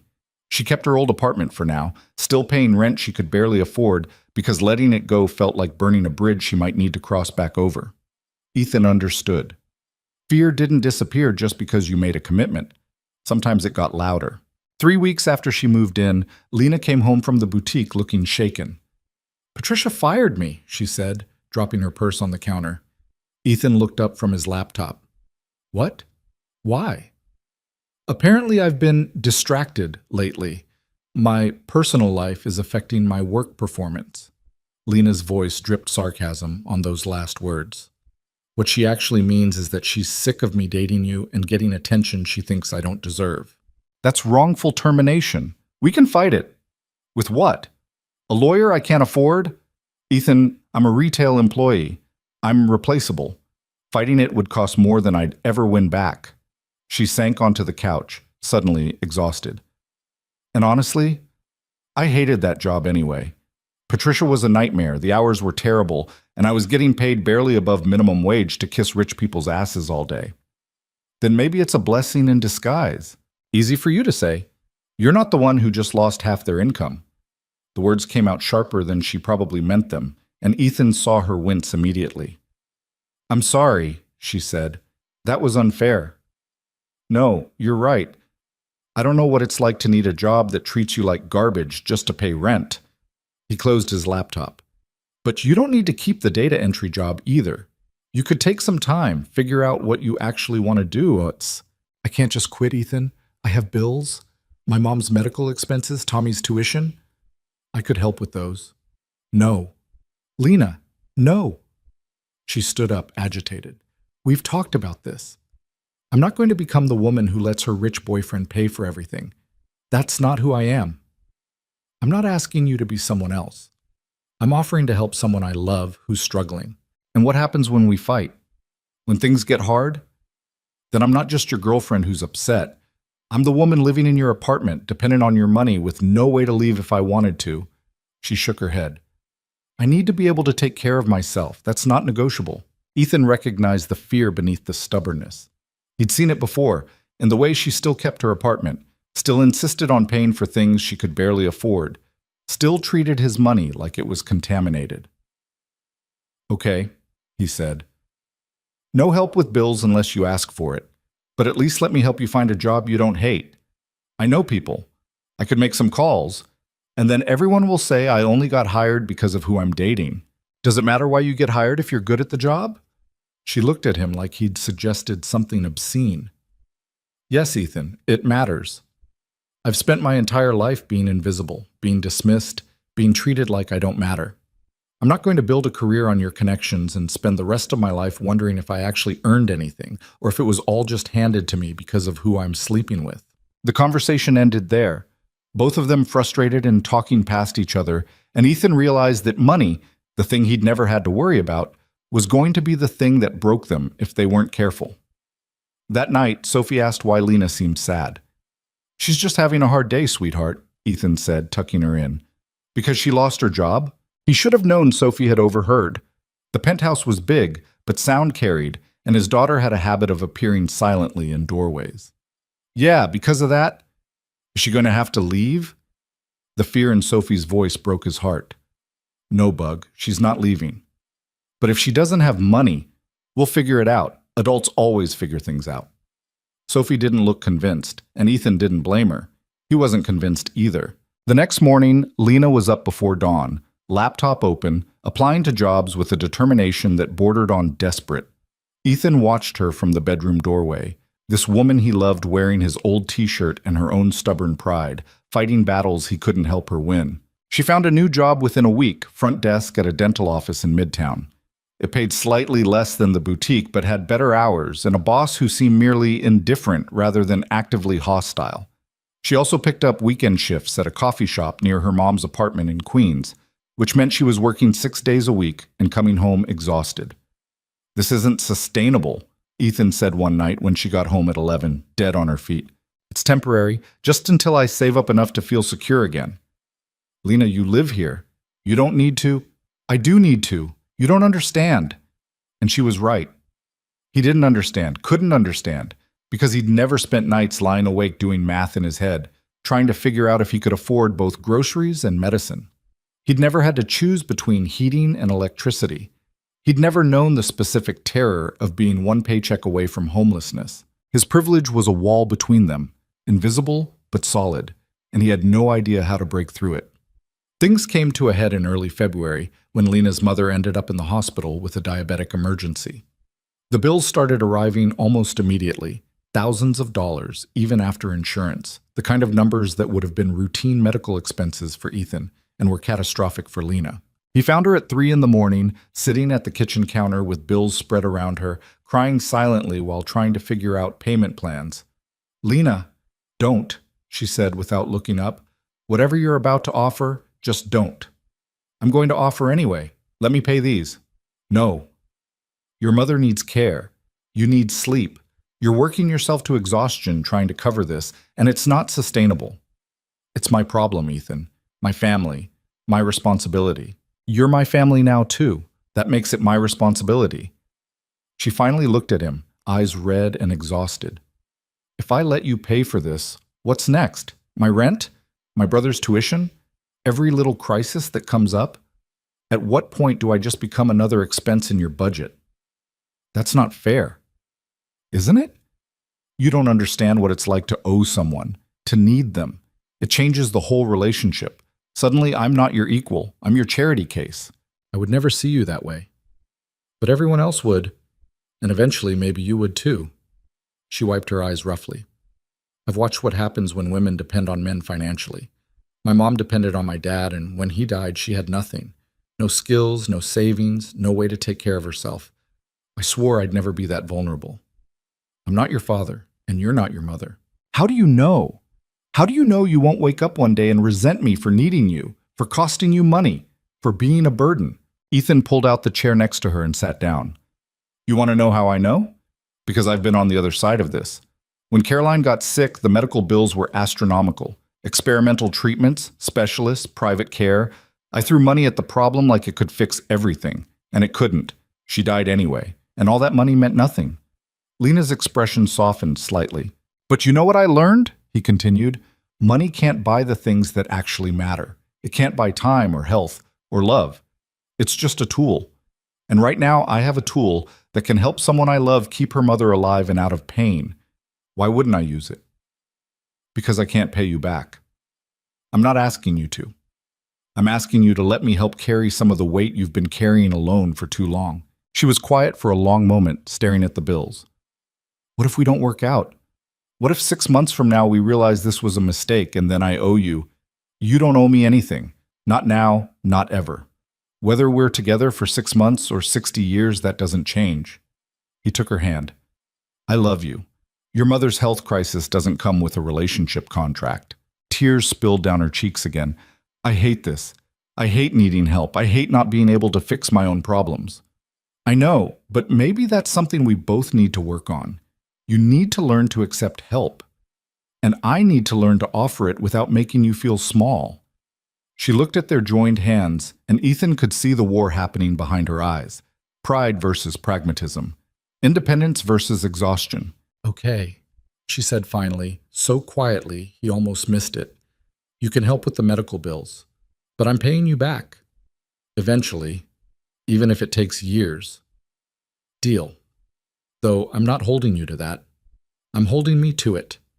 He paid off her mother's medical bills the next day. A phone call and a wire transfer that took less time than Lena had spent agonizing over payment plans. And watching her relief was worth every penny, even though she still looked uncomfortable accepting it. Thank you, she said that night. I mean it. I know I'm difficult about this stuff, but thank you. You're not difficult. You're proud. There's a difference. Is there? Because from where I'm sitting, it feels like the same thing. Pride is wanting to stand on your own. Difficult is refusing help you need out of spite. You're the former, not the latter. She smiled slightly. You always know what to say. Not always, but I'm learning. Something shifted after that. Not immediately, and not completely. Lena still insisted on working her jobs, still kept her apartment, still maintained the careful independence she'd built her entire adult life. But she started letting Ethan in more. Letting him see the scared parts, the struggling parts, the pieces she'd been hiding because she thought they made her weak. And in return, Ethan started showing her his own struggles, the crushing pressure of the company, the fear that he was failing Sophie by working too much, the guilt that still haunted him about Caroline's death, the irrational belief that if he'd just done something different, tried harder, found better doctors, she might still be alive. You know that's not how cancer works, right? Lena said one night when he finally voiced these thoughts.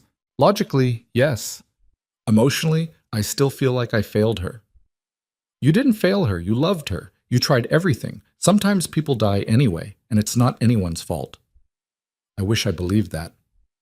You will, eventually. She curled closer to him. Grief doesn't follow logic, it just exists, and you work through it the best you can. They were learning each other's damage, he realized. The broken pieces that everyone had but most people kept hidden, and instead of running from it, they were choosing to stay and see if two imperfect people could build something whole. In March, something unexpected happened. Lena came home from the dental office looking thoughtful rather than exhausted. My boss offered me a promotion, she said. Ethan looked up from where he was helping Sophie build an elaborate dinosaur habitat. That's great. What kind of promotion? Office manager. It's a real salary, benefits, normal hours. She said I'm organized and good with people, and she needs someone she can trust to actually run things while she focuses on patients. Lena, that's amazing. Are you taking it? I don't know. It means quitting the coffee shop, which means less total income, even though the base salary is better. And I'm not sure I'm qualified. I mean, I've never managed anything before. You manage 2 jobs, your mother's care and my daughter's dinosaur obsession. I think you can handle a dental office. Sophie looked up.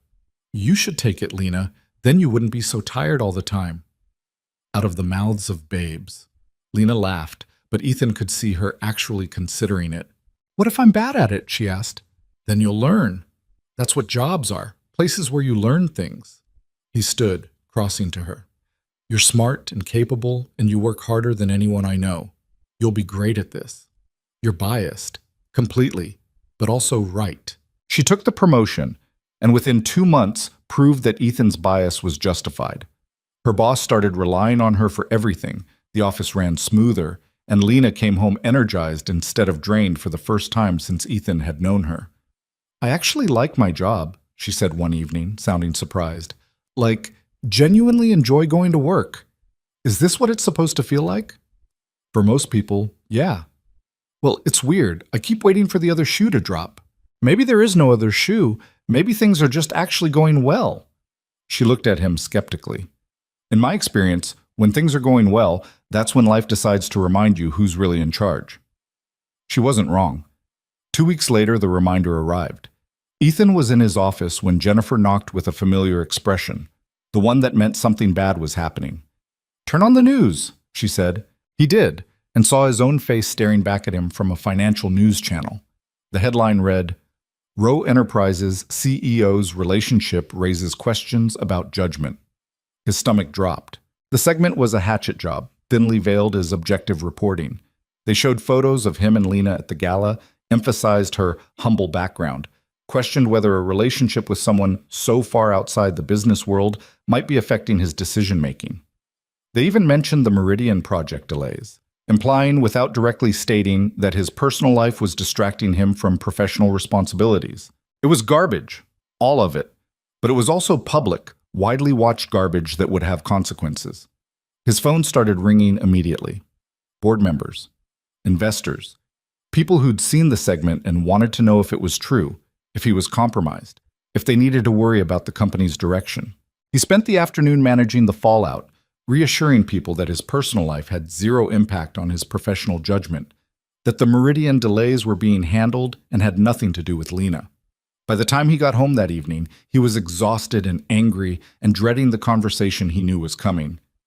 Lena was sitting on the couch, her laptop open, clearly having seen the same news segment. So, she said without preamble, I'm a liability now. You're not a liability. The news seems to disagree. The news is looking for drama. This will blow over in a week. Will it? She closed her laptop. Or is this just the beginning? Every time we go out, every time someone sees us together, they're going to question it. Question us. Question whether you're making good decisions or just thinking with your... Lena, stop. I'm serious, Ethan. I'm damaging your reputation, your company. Maybe we need to... Don't. He crossed to her, taking her hands. Don't finish that sentence. We're not breaking up because some talking heads on TV decided to make us their story of the day. But what if they're right? What if I am a distraction? Then I'll be distracted. I don't care. Your board cares. Your investors care. And I care about you, about us, about Sophie having someone she loves in her life.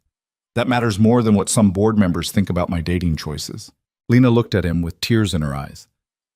I don't want to be the reason you lose everything you've built. You won't be. But even if you were, even if choosing you cost me the company tomorrow, I'd still choose you, every time. That's insane. Maybe. But it's true. She started crying then, really crying, and Ethan held her while she let out all the fear and stress and insecurity she'd been carrying. I don't know how to do this, she said against his chest. How to be with someone who lives in a completely different world. How to handle people judging us constantly. How to be enough when I'm so obviously not. You are enough. You've always been enough. Then why doesn't it feel like it? He didn't have a good answer for that. All he could do was hold her and hope it was enough. The news cycle moved on, like he'd predicted. Within a week, there was some other scandal to occupy the financial press's attention. But the damage lingered. Whispers at board meetings, knowing looks from investors, the subtle implication that Ethan's judgment was compromised. And through it all, Lena carried the weight of believing she was the problem. It came to a head in late April, at Sophie's school during a parent-teacher conference that Lena had offered to attend with Ethan. Sophie's teacher, Mrs. Patterson, warm and competent and generally wonderful, went through the usual updates. Sophie was doing well academically, struggling slightly with reading comprehension, but improving, thriving in art class. Then, as they were wrapping up, she added, "And I have to say, Sophie seems so much happier lately. She talks about Lena all the time. It's clear she's really benefited from having that additional support at home." It was meant as a compliment, but the woman standing behind them in line for her own conference, a mother Ethan vaguely recognized from school events, decided to share her thoughts. "Well, I think it's concerning," she said loudly enough for everyone in the hallway to hear. "A child getting attached to her father's girlfriend when they're not even married. What happens when it doesn't work out? Poor Sophie will be devastated. Again." The hallway went quiet. Ethan felt Lena stiffen beside him. "Excuse me?" he said, his voice dangerously calm. The woman had the grace to look slightly uncomfortable, but doubled down anyway. "I'm just saying children need stability, not a revolving door of relationships." "Lena isn't a revolving door. She's family." "Is she? Because I haven't heard anything about an engagement. For all we know, this is just a phase. Rich men dating inappropriate women they'll never actually marry. It's a tale as old as time." Ethan was about to respond, something cutting and probably inappropriate for a school hallway, when Lena squeezed his hand. "Don't," she said quietly. "She's not worth it." But the woman's words had landed exactly where they were meant to. All the way home, Lena was quiet, and Ethan knew she was replaying that conversation, letting it confirm all her worst fears. That night, after Sophie went to bed, Lena said the thing Ethan had been dreading. "Maybe we should get married." He looked up from his laptop. "What?" "That's what everyone's waiting for, right? Some grand gesture that proves this is real, that I'm not just some temporary distraction." She was pacing now, agitated. "If we were engaged, people would stop questioning it. Sophie would feel more secure. Your board would back off." "Lena, and it makes sense, doesn't it? We love each other. We're living together. Sophie's already calling me her family. Why not make it official?" "Because you're suggesting it for all the wrong reasons." She stopped pacing. "What's that supposed to mean?" "It means I'm not proposing to you because some judgmental mother at school questioned our relationship. I'm not asking you to marry me to make my board feel better or to prove something to people who don't matter." He stood, crossing to her. "When I ask you to marry me, and I will ask you, it's going to be because I can't imagine my life without you in it. Not because we're trying to fix problems or silence critics." Tears filled her eyes again. "So you do want to marry me?" "Of course I want to marry you. I've wanted to marry you since you sat on the floor with Sophie talking about ankylosaurs, and I realized I'd found something I didn't know I was looking for." "Then why haven't you asked?" "Because I was waiting for the right moment, when we weren't fighting about money or dealing with news coverage or being attacked by school parents, when it could just be about us." "When is it ever just about us, Ethan? There's always something, always someone questioning whether I belong in your world. Maybe there's never going to be a perfect moment." She was right. He'd been waiting for some idealized scenario, candlelight, romantic setting, the perfect words. But real life wasn't like that. Real life was messy and complicated and full of school parents who said terrible things. "Wait here," he said. "What?" "Ethan, just wait. 2 minutes." He went to his office, unlocked the safe where he kept important documents, and pulled out the small box he'd been carrying around for 3 weeks. He'd bought the ring on impulse after watching Lena teach Sophie how to braid her hair, both of them laughing at their failed attempts, completely unself-conscious and beautiful. When he returned to the living room, Lena was still standing where he'd left her, looking confused and slightly worried. He got down on one knee. Her hands flew to her mouth. "This isn't how I planned this," he said. "I was going to take you back to that cafe where we had our first real conversation. Or maybe to DiNardo's, since that's where you first told me you loved me. somewhere meaningful and romantic and perfect. Ethan, but you're right. There's never going to be a perfect moment.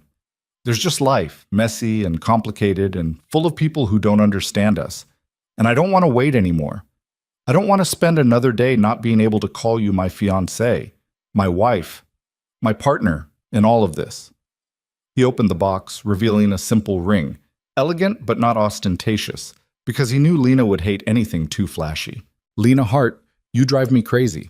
You argue with me about accepting help. You insist on working jobs you hate to prove you're independent. You keep an apartment you can't afford because you're terrified of being vulnerable. And I love all of it. I love you. Your stubbornness, your pride, your ridiculous conviction that you're somehow not good enough when you're the best person I know. She was crying now, tears streaming down her face. You make Sophie happier than I've seen her in years. You make me want to be a better person. You see past all the money and the reputation and the polished image to the lonely, scared guy underneath who just wants to do right by the people he loves. He took a breath. So will you marry me? Not because it'll make the gossip stop, or because some school parent thinks you should, but because I love you and I want to spend the rest of my life proving it? Yes, she said, the word coming out choked and watery. Yes, of course, yes. He slipped the ring on her finger. It fit perfectly, thank God. And then she was pulling him to his feet and kissing him and crying and laughing all at once. I can't believe you just proposed in sweatpants, she said when they finally broke apart. You're wearing my old NYU t-shirt. I think we're even. Fair point. She looked at the ring on her finger, turning it to catch the light. It's beautiful and not ridiculously expensive, right? Because if this costs more than... Lena, we're engaged. Can you please just enjoy the moment without worrying about the price tag? Sorry. Old habits. She wiped her eyes. We're getting married. We're getting married. Sophie's going to lose her mind. In the best way. They told Sophie the next morning over breakfast. Her shriek of joy was loud enough that Ethan briefly worried about complaints from neighbors 3 floors down.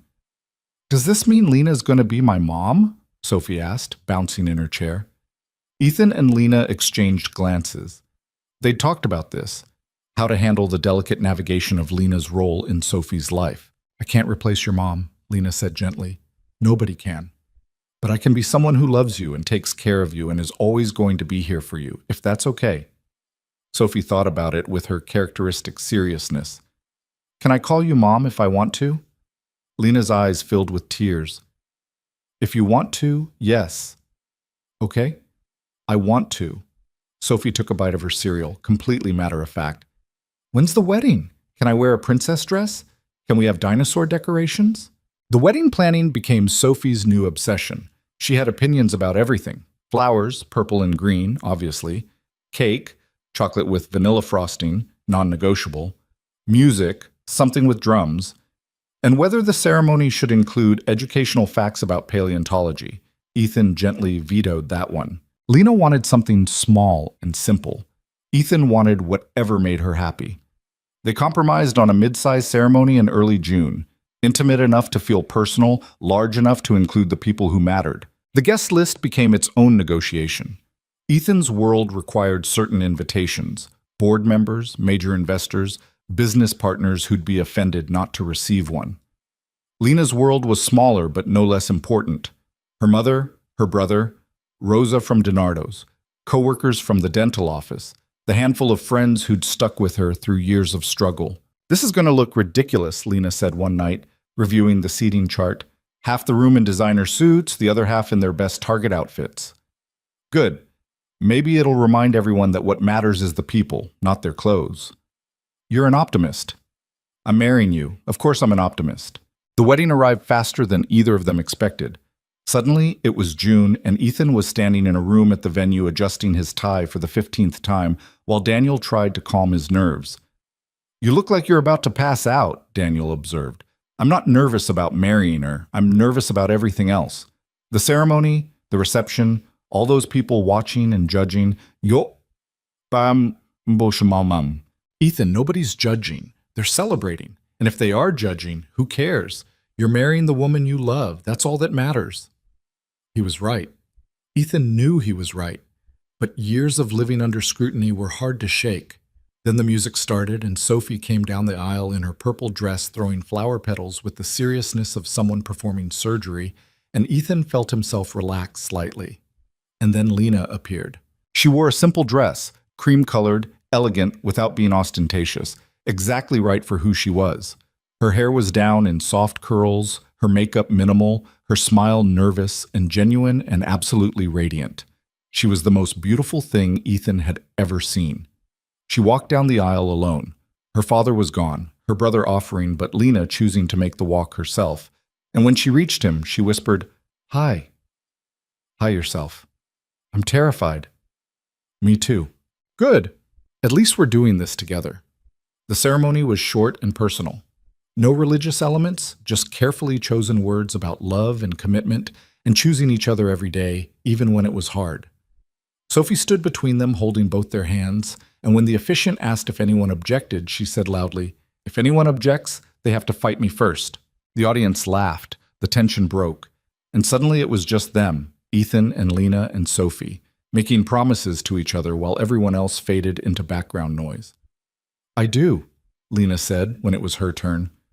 "I do," Ethan echoed, and just like that, they were married. The reception was exactly the mix Lena had predicted. Designer suits and Target dresses, champagne and beer, catered fancy food and Donardo's lasagna that Rosa had insisted on providing. It shouldn't have worked, but somehow it did. Ethan danced with his new wife while Sophie danced circles around them, and he watched their two worlds collide in ways that were messy and imperfect and absolutely right.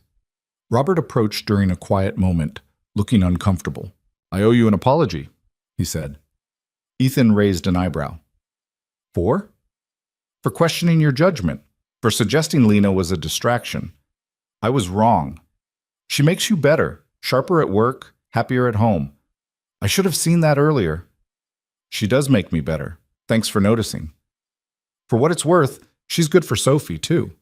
That kid's a different person than she was a year ago." Ethan looked across the room where Lena was talking to his aunt, Sophie hanging off her arm, both of them laughing at something. "Yeah, she is." The evening wound down eventually. Guests left, carrying party favors Sophie had insisted include dinosaur stickers. The venue staff started cleaning up, and Ethan found himself alone with his wife, on the terrace overlooking the city. "We did it," Lena said, leaning against the railing. "We did. I kept waiting for something to go wrong, for someone to object, or for me to trip walking down the aisle, or for the universe to remind me that people like me don't get happy endings. And nothing went wrong. It was perfect, messy and chaotic, and way more people than I wanted, but perfect." She turned to look at him. "I'm your wife." "You are. That's terrifying." "Also thrilling?" "Also thrilling," she admitted.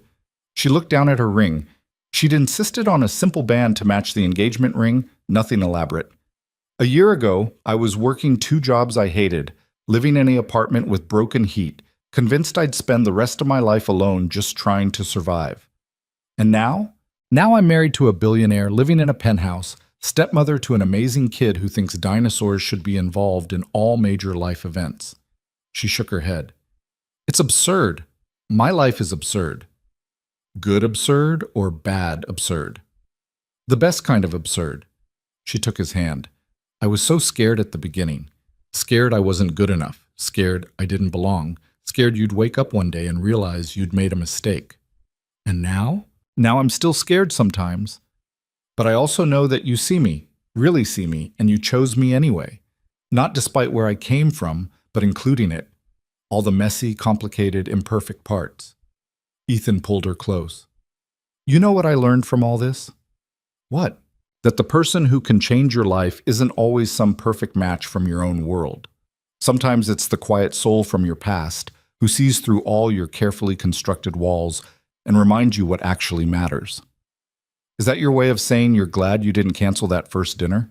"I'm saying I almost missed the most important thing in my life because I was too tired and too convinced nothing would change. And if I had canceled, if I'd just given in to exhaustion and stayed home that night, none of this would exist." Lena was quiet for a moment. "Do you think we were lucky? Or do you think we would have found each other eventually?" "I think we were lucky that we both said yes to something we didn't want. Lucky that we stayed when we could have left. Lucky that we kept choosing each other even when it was hard. He kissed her forehead. But I also think that if you're meant to find someone, you find them. Maybe not that night, maybe not that way, but eventually. That's very romantic for someone who claims to be practical. You make me romantic, it's annoying. She laughed, and the sound carried across the terrace into the night. Inside, they could hear Sophie talking to one of the catering staff about Cretaceous period climate change. Their daughter, because she was theirs now, legally and emotionally, completely in her element, completely herself. Thank you, Lena said quietly.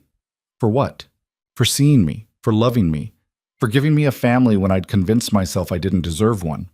She wiped her eyes. For being stubborn enough not to give up even when I was being impossible. You weren't impossible. You were scared. There's a difference. Still. Thank you. They went back inside to collect Sophie, who was starting to fade, despite her protest that she wasn't tired at all. Ethan carried her to the car while she sleepily explained something about pterodactyl wing structure to Lena. At home, their home, they tucked Sophie into bed together. Best day ever, Sophie mumbled, already half asleep. Yeah, Bug, it was, Lena agreed, kissing her forehead. Alone in their bedroom, Ethan and Lena changed out of their wedding clothes and into comfortable pajamas, both too keyed up to sleep. So this is it, Lena said, curling up against him. The rest of our lives starts now. Scared, terrified, but also excited. Is that normal? I think that's exactly what it's supposed to feel like. They lay in comfortable silence, and Ethan thought about the journey that had brought them here. From that first accidental dinner to this moment, married and building a life together despite every reason it shouldn't work. The world outside would keep judging, keep questioning, keep waiting for them to fail in ways that confirmed all their assumptions about class and money and who belonged with whom. But in here, in the quiet of their bedroom with his wife in his arms and his daughter sleeping down the hall, none of that mattered. They'd built something real, something messy and imperfect and absolutely worth fighting for. And Ethan finally understood what he'd been searching for all those years. Not perfection, not someone who fit neatly into his world, but a partner who challenged him, who saw his flaws and loved him anyway, who reminded him that the best things in life were often the ones you almost missed. I love you, he said into the darkness. I love you too, Lena replied, already half asleep. Even when you're being a stubborn billionaire who thinks he can fix everything. And I love you even when you're being a stubborn woman who won't let me fix anything. She smiled against his chest. We're quite a pair. The best pair. Outside, the city continued its endless motion, people living their lives, chasing their dreams, sometimes finding what they were looking for in the most unexpected places. And inside, Ethan Rowe held his wife close and silently thanked whatever force had made him leave his apartment that rainy Friday evening instead of canceling. Because the person who'd been waiting for him all along, the one who'd make everything make sense, had been right there. He just needed to finally see her,